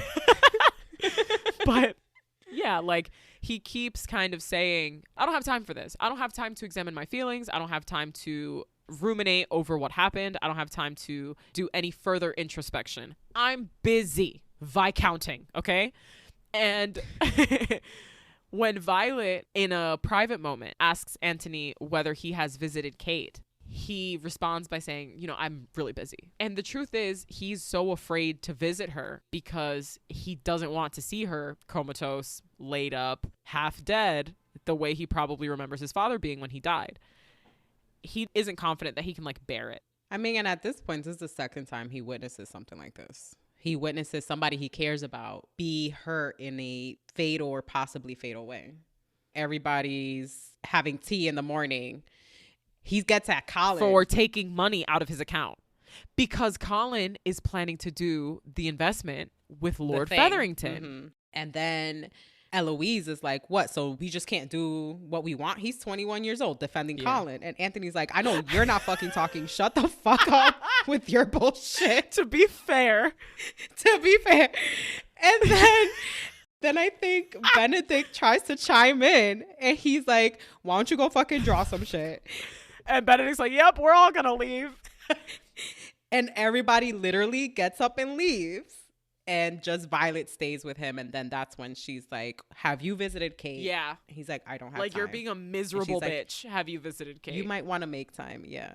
And it's also like, you might want to make time because what if she fucking dies? How are you going to feel? Like, so while all of this is going on at the Bridgerton home, yikes, the Ton is wondering where the fuck Lady Whistledown is. She hasn't written since she exposed Eloise's political exploits, which at this point has been about a week. Lady Whistledown, I think we were told at some point, delivers 3 times a week. There's this scene where there's a man on the street. He goes to the paper boy. He's like, you boy, what have you done with our pamphlets? What have you done with our gossip sheets? Like, can someone get this man a book? Can someone get him a hobby? Is he okay? No, he is not. He needs to know what's happening. Lady Whistledown is the Twitter of 1814. Shut your fucking mouth. Don't you dare trivialize what I've gone through with Twitter, God. Okay? The Queen, who wanted so badly to silence Lady Whistledown, is realizing how bored and uninformed she feels without Lady Whistledown's gossip and insights. You mean, Nadja, kind of how you felt when you deleted Twitter after it became X? Again, I implore you not to trivialize my hardships. I fucking miss Twitter and you can shut up. It's so hard. Lady Featherington finally feeling on the up and up about her family. You know, roses are blooming, sun is shining. I'm feeling good. She is killing it because the most respected family of the Ton is right now being shunned. So she's like, this is our time to shine. She's like, I'll fucking take it. The Bridgertons are struggling. I love that for me. Like, she has the idea to host a ball with no expense spared. How's she doing this, you ask? With the money they stole. And she plans to call their ball the Featherington Ball. Very original. How original. And she just wants to show everyone how well they're doing. She thinks they deserve it after such a tragic year where her husband that they all hated died because he was stupid and made dumb bets. Eloise, our favorite radical ruffian, as Cressida Cowper calls her, is handed a package by Footman John, the king. Thanks, King Footman John, with a little cock of his eyebrow and a little like slight smirk on his fucking and his little fucking dimple. Stop it immediately. Footman John, it is a book from Theo Sharp that has a letter in it, and Footman John hands Eloise this book. She's very confused, and he says, "I'll be waiting downstairs." Oh, Thank you, Footman John's like a great consolation prize for this Theo Sharp situation. She immediately sets out to meet him. Again, it's like all the worst stuff has happened. Her family doesn't give a fuck where she's going. She out here. He apologizes basically for being very terse with her and sending her away the last time she visited, but he knows that the queen's men were poking around and didn't want her to get into trouble. Unfortunately, she's still fucking dead. That already happened. Whistledown has officially taken her business elsewhere. I guess his idea is that they will no longer be watching his print shop because Lady Whistledown has changed the game again. Now he wants to help Eloise unmask her, and he shows her how the missives arrived, sewn into silk dresses from the modiste. Eloise goes straight from the print shop to Madame Delacroix with her accusations. And Madame Delacroix is pretty much like, girl, have you fucking read what has been written about you? I know you're not fucking talking. Get out. Scram. I am not consorting with the And you know what? Madame Art Orgies Benedict Bridgerton affair Delacroix not consorting with the likes of Eloise. Okay, bitch. Okay, bitch. Lots of hypocrisy in this episode. Well, she's also not running up on That's anyone spewing accusations. That's true. So. Eloise is just real mad. Again, the way Paola discussed like her impulsivity before, now she feels slighted. And she's also carrying a little bit of guilt because Theo Sharp almost lost his job at this print shop. She's mad for her and Theo. It's 90% her and it's 10% Theo. At that moment that Eloise is in the Modi's shop, the Featheringtons arrive because they all need new dresses for the lavish Featherington ball. Penelope intercedes and Eloise drags her outside into like a private courtyard. And in an effort to stop her from continuing to pursue Lady Whistledown, she gives her another warning and tells her that gossip has been circulating about her and Theo for weeks, and that all the servants are talking about it, and if she continues to see him, she will be found out and ruined. Again, double ruined. So my thought when I'm seeing this, I'm like, well, she's already decided to not continue writing. Right. So why is she still so pressed? Then I realized now Lady Whistledown is tied to Madame Delacroix's business. Eloise finding out Lady Whistledown's identity exposes Madame Delacroix. And Penelope has promised to keep her business safe from scandal. So the same way she wouldn't let Eloise take a fall for Lady Whistledown, she's not going to let Madame Delacroix and her business take a fall because of Lady Whistledown. But also you have to consider, well, why can't she just trust Eloise? She's trusted Madame Delacroix with her secret at this point. Why not her very best friend? In too deep at this point, I think. I think she is in too deep. Yes, because now she would be also confessing to betraying her friend, to writing about her, right? But before that, because she's like the biggest thorn in her side. Yeah. Removing that thorn by simply being honest with her, yes, it will cause drama, but it would also be such a relief to her operation. But I think what it comes down to is personality. The thing we've been saying about Eloise the whole time. She's impulsive. She doesn't think before she acts. She wears all her emotions on her sleeve. And although these are all of the things we love about Eloise, it is not good for business. Yeah. And I'm sure Penelope, she would have probably loved to be able to entrust her friend with that information because it's also a relief for her, an outlet for her. The same thing she finds in Madame Delacroix now. She could have possibly had her friend maybe had a different personality, entrusted her friend with it. And it's like Eloise is like a loose caboose. A loose caboose, that's what it is. But she has this notion of her invincibility. Even if they find out, whatever. And that's exactly not what Penelope wants. Penelope's warnings are not enough to deter Eloise. And during a late night Whistledown research session with Theo Sharp, he moves in to try to kiss her. Aww. But Eloise shies away. Dike afraid that he'll be the one who gets hurt if people find out about them. He accuses her of being like all the other ladies of her I class. wonder what the who fuck enjoy that means. Like, how many slumming it. upper class women has he seen? That's what I'm saying. It seems to me like Theo's heart has been broken in this same way before, where women of a higher class, oh, he's cute. Like, oh, and he's informed. He's smart. He can have a conversation. This is a good time, but this isn't something they're going to take seriously. And so she leaves and breaks her favorite toy. Ooh. Ooh. And that is the last we see of Theo. R.I.P. That evening, we get one of our favorite scenes when Eloise and Benedict meet at the swing. Those are some of my favorite sibling moments, to see Eloise and Benedict chatting it up at the swing. And here they open up to each other as they typically do, and they admit that they both feel like imposters. Benedict, especially after discovering that Anthony paid for his place at the royal school, as opposed to being accepted of his own merits. And Eloise, obviously, for what she's going through this whole season, which is pretending, going to these balls and these social events. But now, adding to that is heartbreak, too, because she's heartbroken.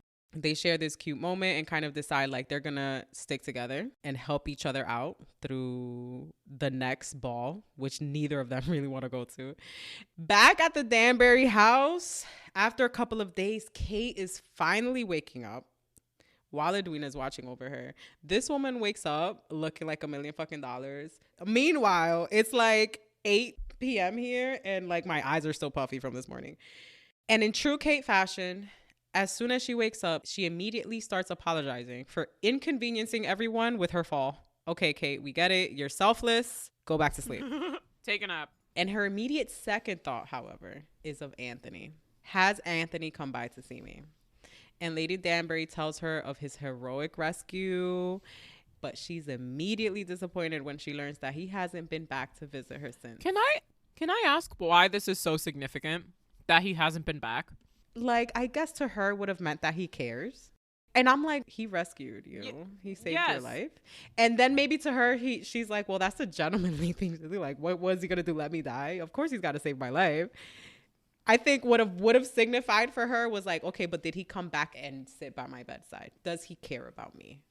She must have forgot about all his duties, and trauma. And his trauma, exactly. But maybe that's something you would think about. Be like, well, did they even come visit me at the hospital?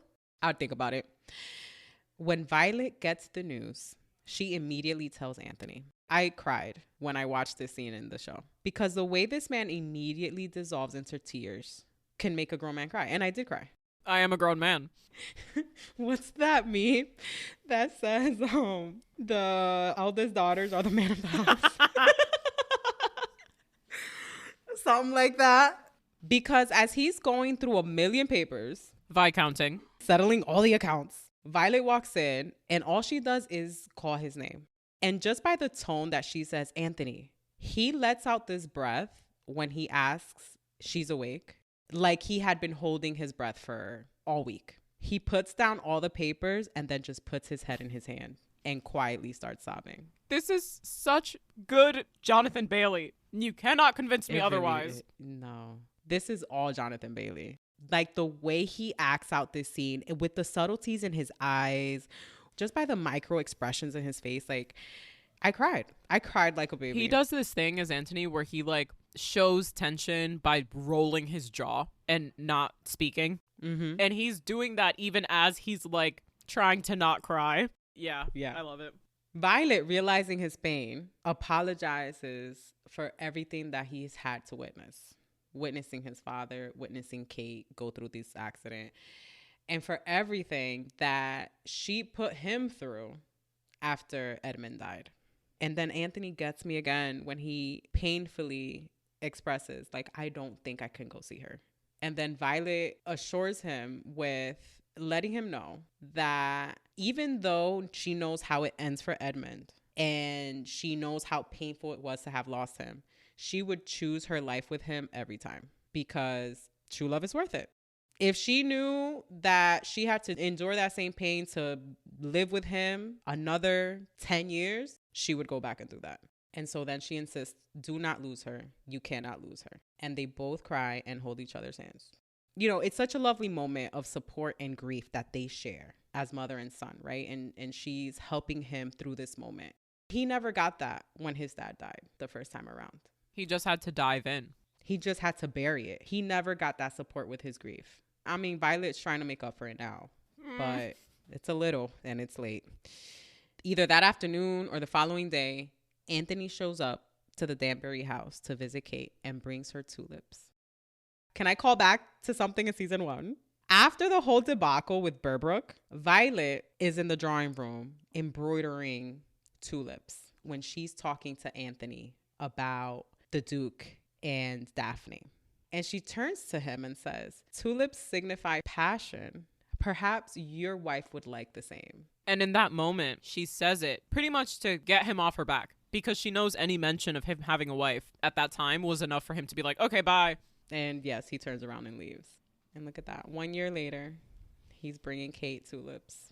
He tries to apologize for everything that happened between them at the gazebo because, as we all know, I took liberties. He took liberties. And fuck, man, that's not the right move. Kate doesn't want you to apologize. He wants you to be like, babe, that was dope. Can we do it again? Sorry about the horse thing, but can we do that again, please? Oh my God. Yeah. Even the ring is like bad juju. But he apologizes, catches Kate off guard. Kate doesn't want an apology for that. Kate wants that to have been a good thing. She wanted him to walk in there and be like, that was the best night of my life. I love you. Let's get married. But no, he apologizes and then tries to propose. Can I just point out something? He's proposing to her with the ring that she saw him initially give to Edwina. No. He just had one ring. That's okay. He couldn't get another one. If there's anything the Bridgertons don't have, it's money. Yeah. We're going to just, you know what? It's a family heirloom. She does want the family heirloom. It's probably worth a lot more than you think. But Kate terribly interprets this as him trying to propose out of duty and obligation. Because again, he apologized for what happened. She thinks he's proposing because I compromised you, therefore this is the right thing to do. But she won't even let the man speak. As he says, I want to ask you something, and he's pulling the ring out. She covers her eyes and says, you don't need to ask me anything. He calls her name to get her attention, and she cuts him off again and declares that she's moving to India, leaving Anthony speechless as he's holding out the ring in front of her. And he takes this as a rejection from her and reluctantly puts the ring away. Because again, he wants this. You don't know what he was going to say. She didn't let him speak. When you watch this scene over, you see him trying to express something and she cuts him off and is like, I'm moving to India. You've already apologized. Bye. He accuses her of running away. 100% true. And she rather rudely tells him to leave. Go, she yells at him. And he leaves. Nobody says their true feelings. After he's gone, Kate and Edwina finally make up when Edwina goes up to her and wants to clarify on everything that went down between her and Anthony. Kate admits that she had been lying to herself and in turn to everyone else. And Edwina realizes that they both had been just playing the roles that they thought they needed to play and that it deterred them from truly being themselves and getting to know themselves as women. And so she wants them to be as true to each other, to themselves, and to get to know each other as the woman they truly are. Finally, Edwina, we're back on the same page. On the eve of the Featherington Ball, Kate's packing for India, so she's putting all those fancy dresses into big trunks. That's what they did back then. When Mary comes in to reaffirm, she loves Kate like a daughter, as her daughter. I mean, considers her daughter. And much like Violet with Anthony, she apologizes for shutting down after the death of her husband and leaving the burden of maintaining their family and affirming their security on Kate's shoulders, even when she was so young. Kate opens up about Anthony, alludes vaguely to them having shared intimacy, and says that Anthony's proposal was out of obligation only. And Lady Mary, to give her credit, she just receives this information Kate gives her. She doesn't say anything about Kate's reputation, doesn't say anything about her body, sanctity. She just hugs her. And it's such a like, oh man, you must be in so much pain. You're a grown woman. It's also that too. It's like the whole time I think Mary just treats Kate as fellow adult and like not as her kid. Yes, I think so. And this is one of the only moments where I think that's appropriate. Where it's like, no, you know what you did. Whatever. Yeah. You're an adult. You're also my kid. Anthony back at the Bridgerton house from here is having, you know, a pretty paternal moment with Gregory. Gregory goes to him in his study because he can't sleep, because he's afraid of his Latin teacher who yelled at him for being bad at Latin. Anthony finally admits that, you know, the reason that his Latin teacher yelled at him is because Anthony is like very demanding of his siblings' tutors. He's demanding of everybody, including Gregory. And Gregory looks up at a portrait of Edmund that hangs in Anthony's study and asks if he's anything like him or if he was like Anthony. And they share what we see on screen as like their first ever conversation.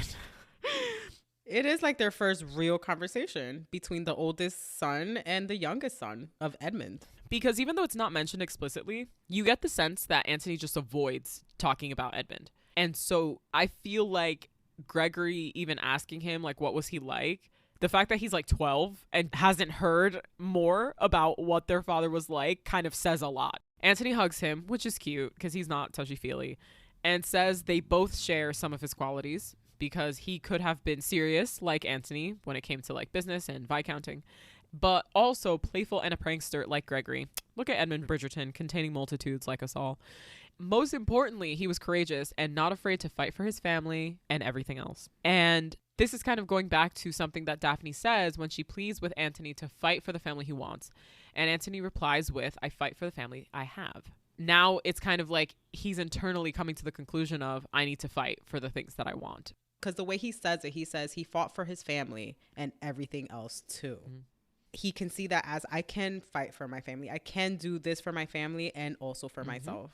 The things he wants and the things that are good for his family don't have to be mutually exclusive. Violet is listening at the door. And most of us are crying right there along with her through this scene. This was another scene in this episode that I teared up. I feel like it's hard to get you to tear up. I feel like you don't cry during stuff. I'm the one weeping. Maybe it's the dad wounds. Oh, father wounds. Maybe. But I think it's also because male vulnerability also triggers something in my brain. And when he's this expressive to Gregory, which you don't see, he's also in tears. Like, it's such a vulnerable moment.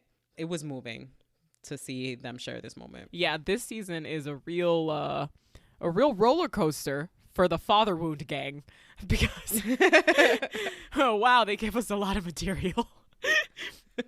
So now it is officially time for the very originally named Featherington Ball. When we enter the ball, it's the Iceman, big ball.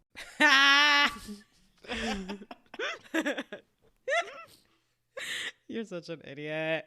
The song that's playing when we enter this ball as the viewer is The Catch and the Toast Go Round. The song that Colin sang last season when everybody's in the living room. And Francesca's playing piano. And I feel like that's fitting because he ends up being a bit of a hero in this episode. Fish and bread, fish and bread. So I didn't realize that's what the song meant. Catch is like what they caught hunting or what they caught fishing. Yeah. Exactly. Like the food and wine go round. That's what the song is about. And I did not realize that until recently. Fish and bread, fish and bread. I'm like, why are they catching the toes? I don't know, but okay. Well, who's throwing it? You should take that song, throw a trap beat behind it. Make that ass and toast go round. Okay, I'm so sorry. Oh, goodness. Not the ass and toast. So... And now that they are at the Featherington Ball, and we get like a small snippet of a scene where Lady Featherington graciously decides to include the Bridgertons on her invite list for the ball. Because she's like, they might not even come because of everything that's happening with them. We should be charitable and send them an invite. Because she's a bitch. Eloise is at this ball with Violet Bridgerton, Benedict. She meets Penelope in her usual spot at the edge of the ballroom and thanks her for her loyalty and for trying to look after her with everything that happened with Theo Sharp. They fall right back into their chit chat and banter. And Penelope is like, you know what? You know something that will take your mind off of things? She starts unloading all of the gossip that she has witnessed and overheard the servants discussing from everyone around her. And for once, this kind of quirks Eloise's ears, where she's like paying a little bit more attention. And she kind of looks at Penelope funny for a second. If they had been making eye contact, Penelope would have noticed that something was super off. But at the moment that she's trying to regale Eloise with tales of ton gossip, she gets really distracted by Colin on the ballroom floor dancing with Cressida Cowper. Can I say something real quick, though? This isn't the first time Penelope shares gossip with Eloise. It's just the first time Eloise is listening. It's the first time Eloise is paying attention. Especially after everything that's recently gone down regarding Lady Whistledown. Yes. I think she's real sensitive. And all the pushback she's gotten for Penelope. We realize that the reason Colin was dancing with Cressida is because he was trying to get his hands on the Jack Featherington acquired ruby necklace that Cressida has been wearing since Jack was courting her. Colin, after grabbing this, not grabbing, very delicately, very gentlemanly, like slipping this necklace off of Cressida's neck and being like, oh, your clasp is broken. I'll get it fixed for you. And she's like, are you using this as an excuse to call on me, Colin? You're not subtle. God. Yeah, he is, because no, he fucking isn't. I'll see you soon. Yeah, exactly. Necklace in one hand, passes by the side of the dance floor, takes Penelope's hand in the other. She is hype. Oh, okay, where are we going? He takes her into a room kind of off the side of the ballroom. Penelope, still hype. Also more confused. The confusion grows because she's like, what's going on? Is everything okay? He lets her know that the rubies in all of the Jack Featherington necklaces have been fake. He said that he has a man, whatever the fuck that means back in those days, that looked into his background, found out that he's a fraudster. He has a guy. He knows a guy. He's got a guy. And Penelope was not aware the Featheringtons were scheming, scamming. Lady Featherington was incredibly fucking aware and very complicit. This chick. Who comes barging in at the door of this like private study that they're in? Lady Featherington and Jack Featherington. When Portia and Jack walk in, they're immediately like, what's the meaning of this? What are you doing in this room alone with my daughter? And Colin is like, nothing has happened, but you have been taken advantage of by this man, Jack Featherington. And Portia's like, what do you mean? Because, you know, she's got to act brand new. He says to Jack directly, you've taken advantage of these women in their hour of need while they're like mourning the death of their patriarch or whatever. All of these rubies are fake, and I demand that you return my money. Everyone's money, or I'll expose you. And leave town. Which, I mean, Colin, what are you doing? What are you, preparing to get sturdy? Okay. I know that's also a dance, so it makes it weird to say, but Portia pretends she doesn't know because she's a savvy bitch. And once she's alone, after Colin has angrily stormed out of the room, smashing this ruby necklace because it is made of glass and not fucking rubies, Jack like gets really all up in Lady Portia Featherington's face and fucking kisses her. Okay, idea of you age gap romance. And suggests he suggests, oh no, not the idea of you. He suggests that she should ditch her daughters and run away to the Americas with him and their stolen money. He a bitch. This motherfucker. Wow, like the Featherington men, there's no hope. Like Portia's lucky she had daughters because no hope for these men. She lets him think on it. She lets him kind of think that she's going to consider this. Yeah. And she comes back to him later with listen. She gives him a couple hours in the evening to believe that she is mulling over the idea of absconding to the Americas with him. The idea of you? The idea of him. The idea of going her. Going on with the younger. The idea of a scheme that they're doing together. She comes back to him and he's like, nice, you've decided to come with me back to the Americas. And she's like, I've decided no such fucking thing, you bitch. I'm going to keep this money. I will give you just enough to pack up your shit and get back to the fucking Americas on a ship post haste. You get the fuck out of here. You know who I'm stuck with? I'm stuck with these 3 dumb bitches I call daughters. And I'm going to stay with them, not your dumbass. Get out of here. I love her speech. Oh, yeah. Like, you compromise their health, their safety, their well-being. We're fucking fighting. Get out. And I love that. I love it. I love it. This moment in like the end of season 1, it are moments of Portia that you see that humanize her. Yes. And you like grow to respect her a little bit, even with all her bullshit that she's got going on. Oh my God. It reminds me of the moments in the Pride and Prejudice movie, more specifically, because I think the book is very absent of these moments. But the Pride and Prejudice movie that demonstrate sympathetic moments for Mrs. Bennet when she is a terror for the whole fucking movie. And then Lydia gets married, has lunch at their home and leaves. And she's standing at the window crying because she's like, even though I've been praying for my daughters to all be fucking married, I'm still so sad that like they're leaving me because I love them. They're my daughters. And you're kind of like, oh, you're not as bad as I think. And that's kind of how I feel about Lady Featherington. In addition to keeping the vast majority of this money, scammed and schemed, Lady Featherington also lets Jack Featherington know, hey, you know who has really, really good penmanship? Mrs. Varley, my head lady's maid. Guess what, bitch? We forged a document with your signature where we're going to claim that you want all of the Featherington properties, wealth, everything to go to the next firstborn son of a Featherington daughter. Regardless of whether they bear the name, it's going to him, not you, not me, not Hermione, you. I'm just kidding. Dude, are you ever on the internet? Jesus Christ. She's like, so you're done here, bitch. Scram. And literally sends him packing. Get that fucking gun case and your fucking antlers out of my house. Back to the US of A, where that shit belongs. Honestly, though, eagle screech, gunshot sounds. Even as he's frustrated and upset in this moment because he's like, fuck, I've been bested. I honestly think even he is impressed. Oh, for sure. He's turned on. He's like, oh man, if it wasn't me you were kicking out, I'd be so hot for going this. Down tonight. I'd be so hot. Jack Featherington in 2024 is like a Bitcoin person, like a Bitcoin scammer with a domination fetish. So, oh goodness. We've all met a Jack Featherington. Back at the dance floor in the Colin and Penelope of it all.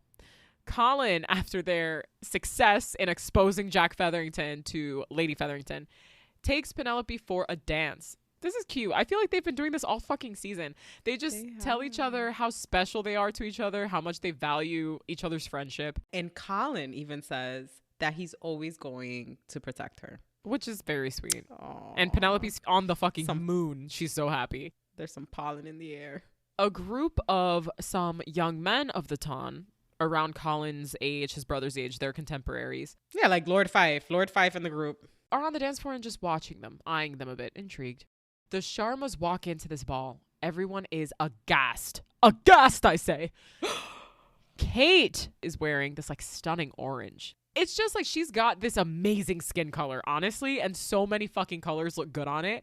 And this orange is one of them, and it's really rude, I think, for other people. First of all, we're at a Featherington ball, right? So everyone's in their citrus colors. Sure. Except for Edwina, who's still wearing pink, but whatever. Sure. But Kate's dress color, you know what it reminds me of? And I know I'm going to read too much into this. Mm-hmm. Don't fucking mind me. It reminds me of the color of Haldi. Yeah, turmeric. Yes, of the turmeric paste that they used during the Haldi ceremony. As we learned before, Haldi represents prosperity, luck, but most importantly, as we mentioned before, it represents a new beginning. It's used to cleanse a couple, right? To cleanse somebody before their wedding. So a cleansing of past mistakes. So you were a hoe before you got married? Get a little Haldi. A little Haldi? Clean that right up. Now you're cleansed and ready. I know I'm reading too much into that, but I love finding that meaning in Kate's dress and color choice here.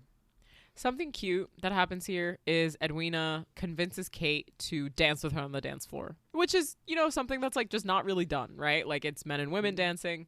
Kate knows that they're going to look like goofy, kooky, crazy, but Edwina brings up a really good point, which is like, hey, use your near-death experience as your social capital and just do whatever you want.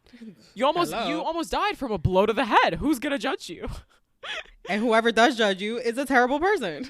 I love that. I love that logic. That's younger sibling logic right there. And they dance and they have a nice time. They laugh together. It's very sweet. And Edwina insists that Kate kind of shines a light on herself for a change. And Anthony approaches. And I think Edwina's still a little sour, a little butthurt about the Anthony situation. I don't think she is. I think at this point she's moved past it. I think she's starting to move past it because she's like, you should go talk to him. Like, she kind of like encourages her to interact with Anthony. This time, Kate's the one who initiates a discussion with Anthony, or a dance rather, by suggesting that he ask her to dance. The orchestra starts playing a version of Miley Cyrus's Wrecking Ball, which is a great song choice and a very good arrangement. Yes. Everyone clears the floor to stare at Anthony and Kate as they dance together. And Kate immediately like loses her nerve. She's like, okay, no, we can't do this. And he said, just keep looking at me. No one else matters. And the whole ton can see what has been obvious to the Danbury clan, the Sharmas, and the Bridgertons now for quite a while. No one else matters. And I think that's so significant because this whole time, this whole season, they've put everyone else's feelings ahead of their own.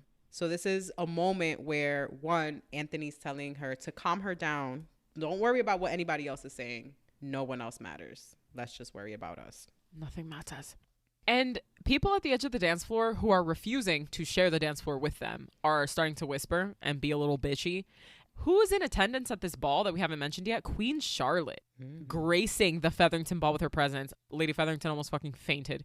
She's standing at the edge of the dance floor, and next to the queen is Lady Cowper and a couple of the other kind of matrons of the ton. And Lady Cowper starts saying some kind of like sketchy mean shit about Anthony and Kate. Wasn't he engaged to her sister? Like, oh, that's why the wedding was not successful. Now the failed wedding makes sense.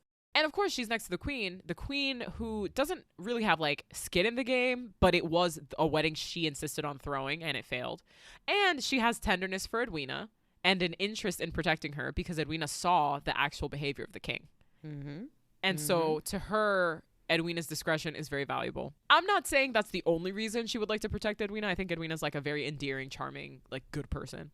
And I think the queen likes her for that as well. Mm-hmm. But they're off to the side. The queen hears this. Edwina's standing on her other side. And she says loudly enough for Lady Cowper to hear, I think they look beautiful. And the queen goes, y'all are tripping. You think that they didn't get married because of like some bullshit between them? No, girl, it was me. I'm the queen and I decide things. And I want to know why no one is dancing. And everybody... She says it a lot more eloquently and put together than that. But yes, that's around the same sentiment. Anyway. Yep. Again, this is kind of like a move in service of Edwina, in service of Anthony and Kate, because she can see their true love. We know the queen is a sucker for true love. Oh, she is. That's where Queen Charlotte gets her adoration Yes, points. absolutely. Sucker for true love. Also, can we mention him real quick? Her heart-shaped wig. Phenomenal. Made of hair roses. Phenomenal. Oh, this is one of my favorite wigs in She wears season. the most incredible fucking wigs. What I would give to work on this show, but also maintain financial stability in my life. Like, the things they make, the things that they create, so fucking cool. The dance ends with all the couples back on the dance floor. Kate and Anthony are dangerously close. There have been a few kind of Bollywood Easter eggs dropped in there. When they do the hand. They do hand covering half the face, obscured eyes, obscured mouths, lots of like hand motions that are a little more Bollywood dance forward. So that's in there for the girlies to eat, snack on. Oh, it's so beautiful. And then Kate has these gorgeous Oh my eyes. God, literally like, Disney princess eyes. They work so well. They make it look so good. And her eyes are super expressive. That's where you see the majority of her emotion. As this dance concludes, and Kate is like really starting to feel very emotional, because I'm going to India. Lady Featherington herds everyone outside for fireworks. They got money. Yeah, truly. They got fireworks money. Someone get King George. So we're going to wrap up some of the other storylines before we get to our happy ending. So going back to where we left Eloise, she has just kind of put together that Penelope and Lady Whistledown are one and the same after hearing her cleverly worded and biting gossip. Penelope goes around this ball looking for Eloise, cannot find her. This Featherington ball is at the Featherington home. So Penelope's room is right fucking upstairs from this ballroom.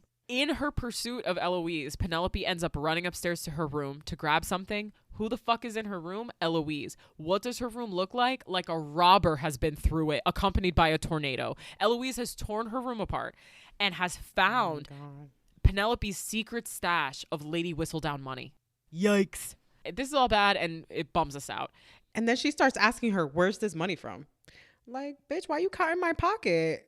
Mind your business. I think she's trying to have any other alternative response, but she knows already. So that's why she asks to confirm. Penelope immediately starts crying. Eloise starts to kind of list out all of the things Whistledown has written that only Penelope could have been privy to. Things like Marina's pregnancy, things like Eloise's relationship with Theo, because even though Penelope kept saying people are talking about you and Theo and what you're doing, no the fuck they're not. It would have been common knowledge weeks before if people had been quote unquote talking about it. Penelope insists like, hey, I was trying to protect you because the thing with the queen, like thinking that you were Whistledown, things were getting really bad. Like, I'm sorry. I never wanted to do that. I'm so sorry. Eloise is like steaming angry. And honestly, with good reason, because it's not just the Theo Sharp thing. It's the Eloise being so into Lady Whistledown for like 2 full years at this point.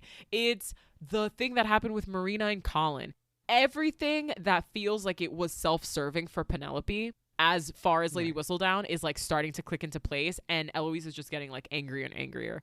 You know when someone goes from yelling to whispering, and that's how you know you should be afraid? Eloise goes from a yell to a whisper and says that Penelope is just an insipid wallflower who is too scared to stand up for herself. Insipid wallflower. Does that sound familiar? It should, because that is what Cressida Cowper called Penelope at the top of the season in season 2. When Eloise says she'd rather die than to be her friend. And at this moment, Penelope does stand up for herself because she's tired of getting stepped on, right? The last few weeks have been an emotional roller coaster for Penelope. And she declares that Eloise is jealous because she's done something great. And that great thing was basically creating this like gossip empire.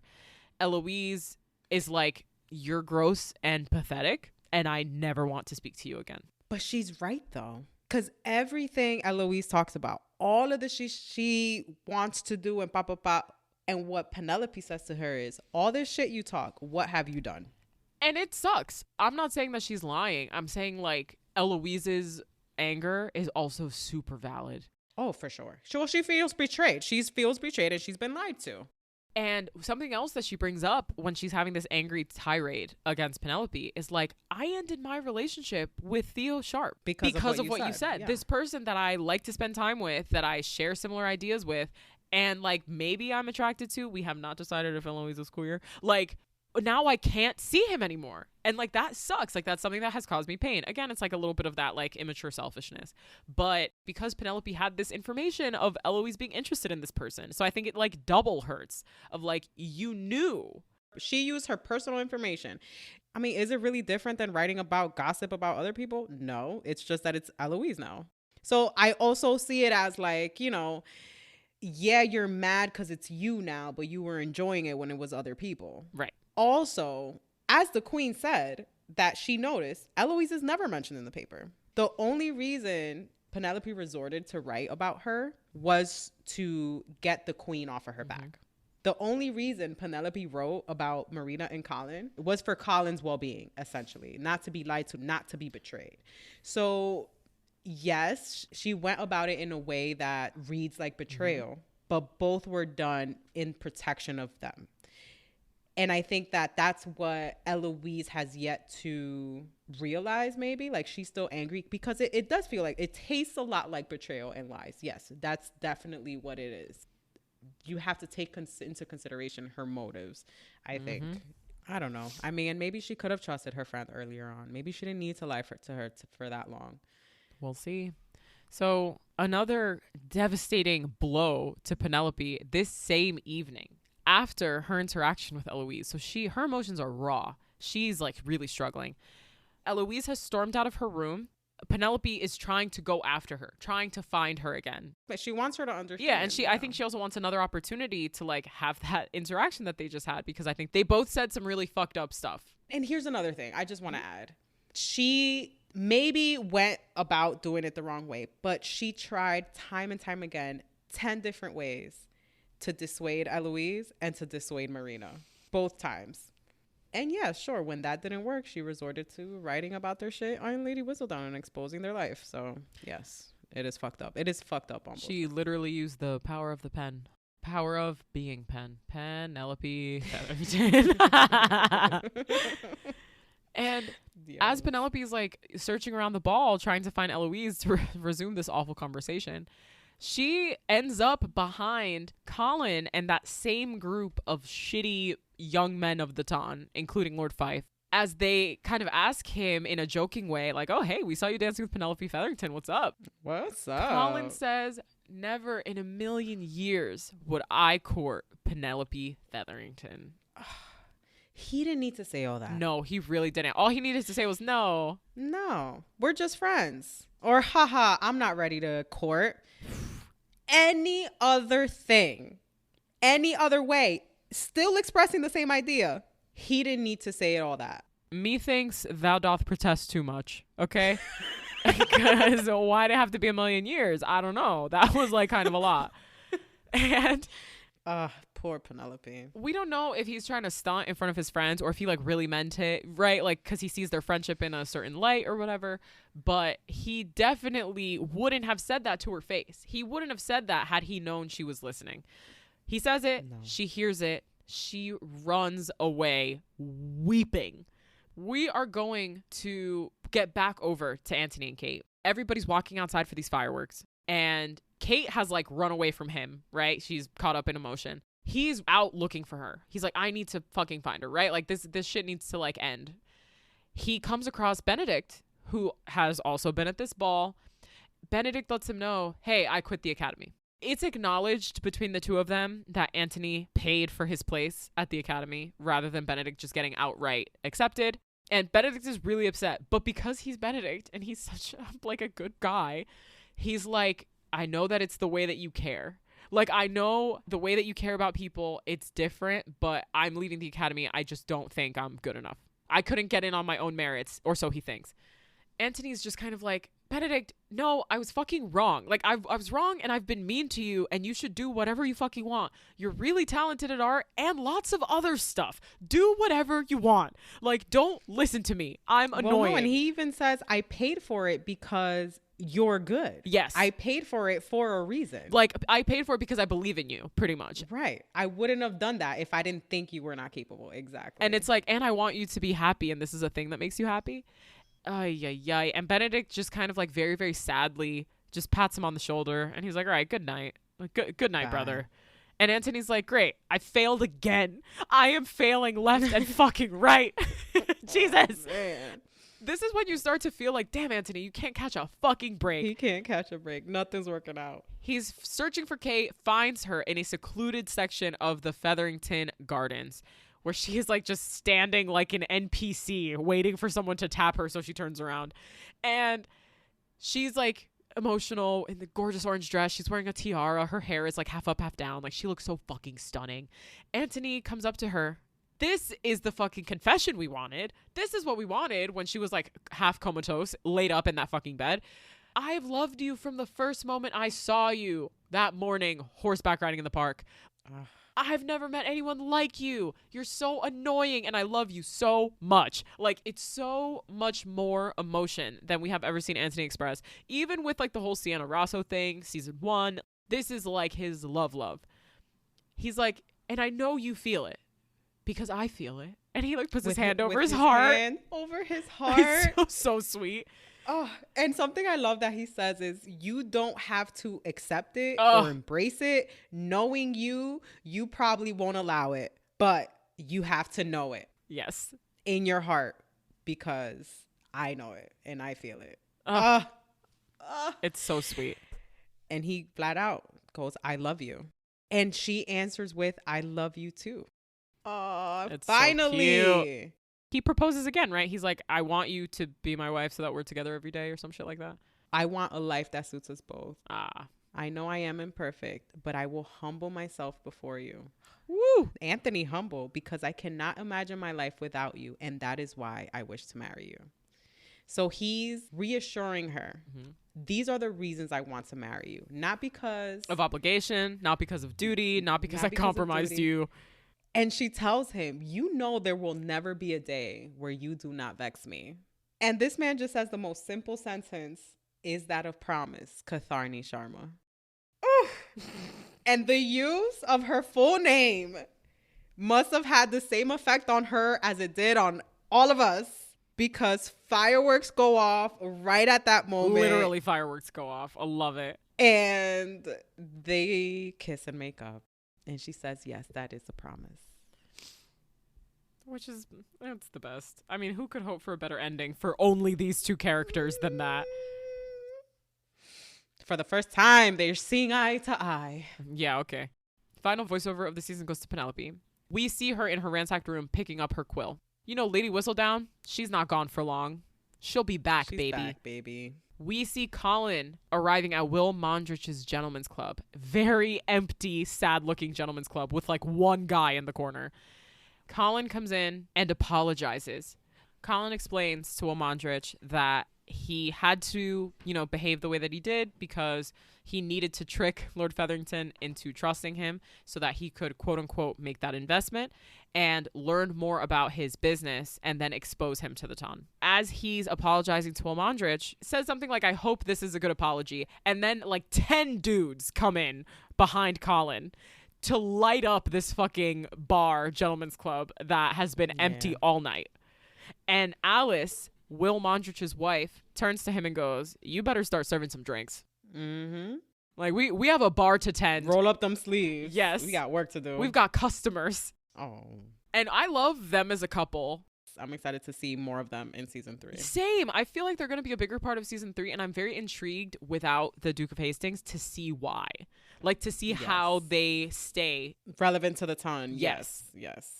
We go back to Lady Featherington, who smiles as she embraces her 2 eldest daughters under the glow of the fireworks at the Featherington Ball.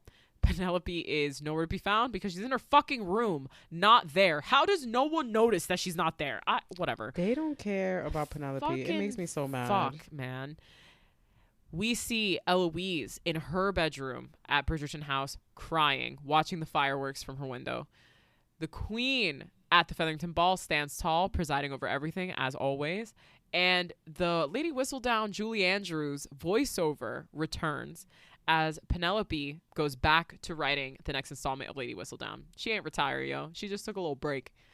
We see the season end with this very, like, quick scene at Aubrey Hall. We get, like, a little title card 6 months later between Anthony and Kate, where they've definitely been having a ton of sex.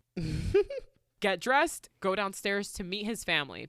They go outside to play Iceman Paul Mall, to play Pall Mall with the other Bridgerton kids, and have just a disgusting display of lovey-dovey PDA. Disgustingly beautiful. Dog, not in front of your fucking family. Yeah, they fully make out. They're grabbing ass. They're making out. Like, all right, guys. Everybody else just has to be cool. Everybody else just has to be like, oh, nice. No. They're like, do you want to cut out and have a moment? They're like, no, we're playing. And it ends happily with finally these two on the same page and in love, but still with their air of competitiveness. I can't wait to see them like actually be happy in season 3. I know. I hope. And that is how our season 2 closes out. Nadja. Yes. Give me your thoughts. I fucking love this season. I've been saying that this whole time. Yes. This season was so frustrating, but in a really good way. This season, I think it was acted really well. There were writing choices I would not have made. But guess what, motherfuckers? I'm not a television writer. And when I am, I'll let you know so that you watch whatever it is I write. First of all, I hate that they even got to the wedding. But I know that had to be like a big point of conflict.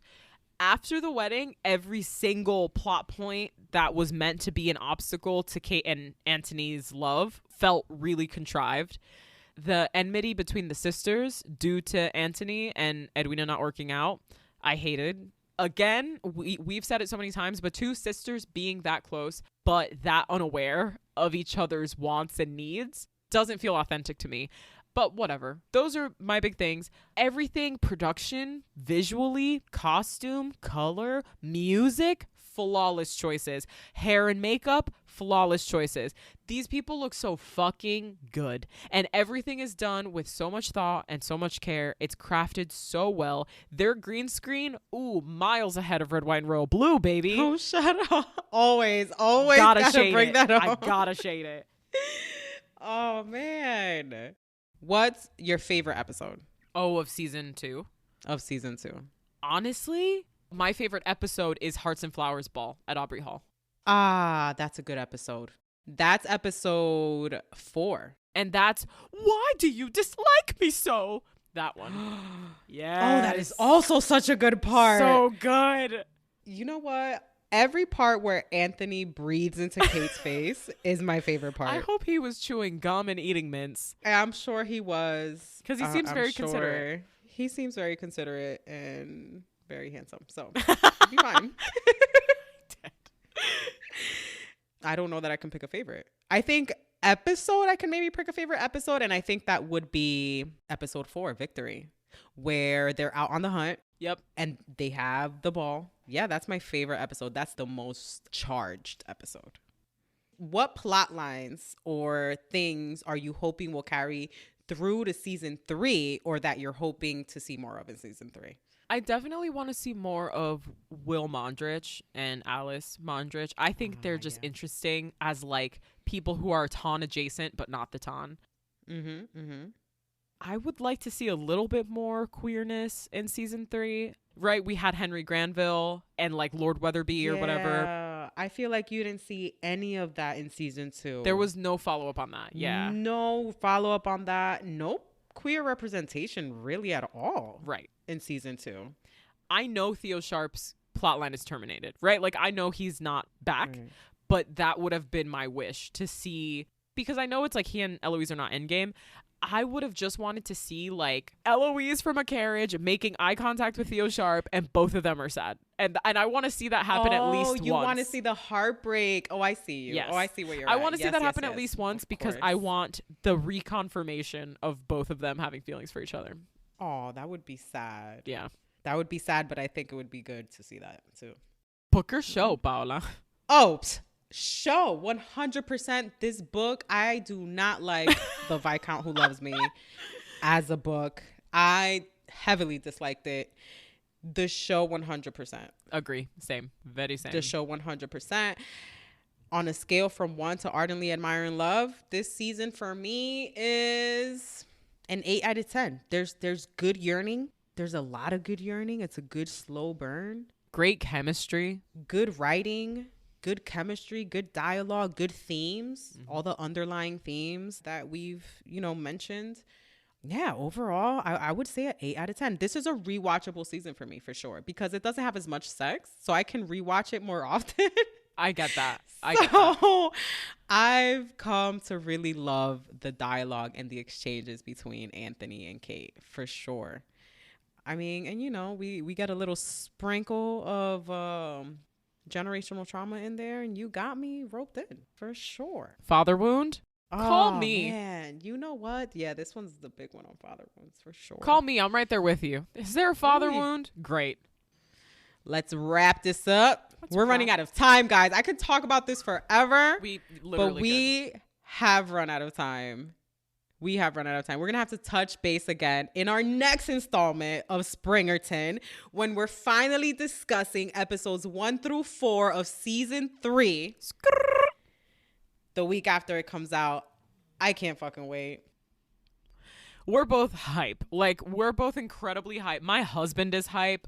Paola's husband isn't, but I know, no. My husband is counting down the days because he does keep asking me when Bridgerton season 3 comes out so that we can watch it. And I just think that's a great way to maintain a marriage. So another thing that we will be covering, this is not Bridgerton related, in the next few weeks, the idea of you. The idea Don't of think you. we missed it. Don't you dare think we missed it. Paola was there for her man on Thursday with bells on. Yes, I was. Nadja and I buddy watched on Thursday. We group buddy watched, and it was a wonderful experience. And that got me thinking, like, what if we did like a movie night broadcast channel for Sisflix? Oh, that would be fun. Where like we pick a movie we watch and then just like live react in text. But that can also be confusing. Not text, I'm sorry, in broadcast channel DMs. Maybe that can be confusing if you're not watching with, but I thought about that. I'm like, that would kind of be hilarious. Anywho, zits. Just a couple more days for pollen. We're almost there. We have made it. And we cannot wait to talk through Bridgerton season 3 with you. What is it that I check said? back on us? Join us back.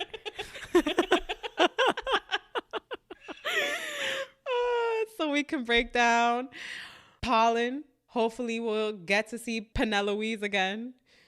And let's see if our dreams and predictions do come true. Regardless of how things go, you know we'll be here to talk about it. We ain't going nowhere. I'll be right here waiting. Be right here.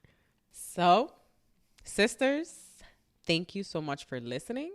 If you like what you heard and you want to hear more, please leave a review anywhere you get your podcasts. Come and find us on Instagram at Sisflix Podcast. Shoot us an email at sisflixpodcast@gmail.com and let us know what you think. If you have suggestions or a movie request for us to cover in the future. And please, you know we love talking to you guys in the DMs. When you watch Bridgerton or The Idea of You, hit us up. Let us know what you think. We would love to chat with you. How do you feel about the announcement of Red, White, and Royal Blue? Oh my God, sequel? which we just found out today. Shit, we just found out today. Yeah, no, we're buzzing. Fucking hype. Let's chat. That was the first fucking thing I saw. Paola and I are in a group chat with one of our friends, and that was the first post I opened my crusty eyes to this morning. And when I tell you, I was like, overjoyed. Yes. Wishes to come true. See, guys? Look at that. Release Look at the that. 3-hour cut. Jesus. It's weird that I have to ask so many times.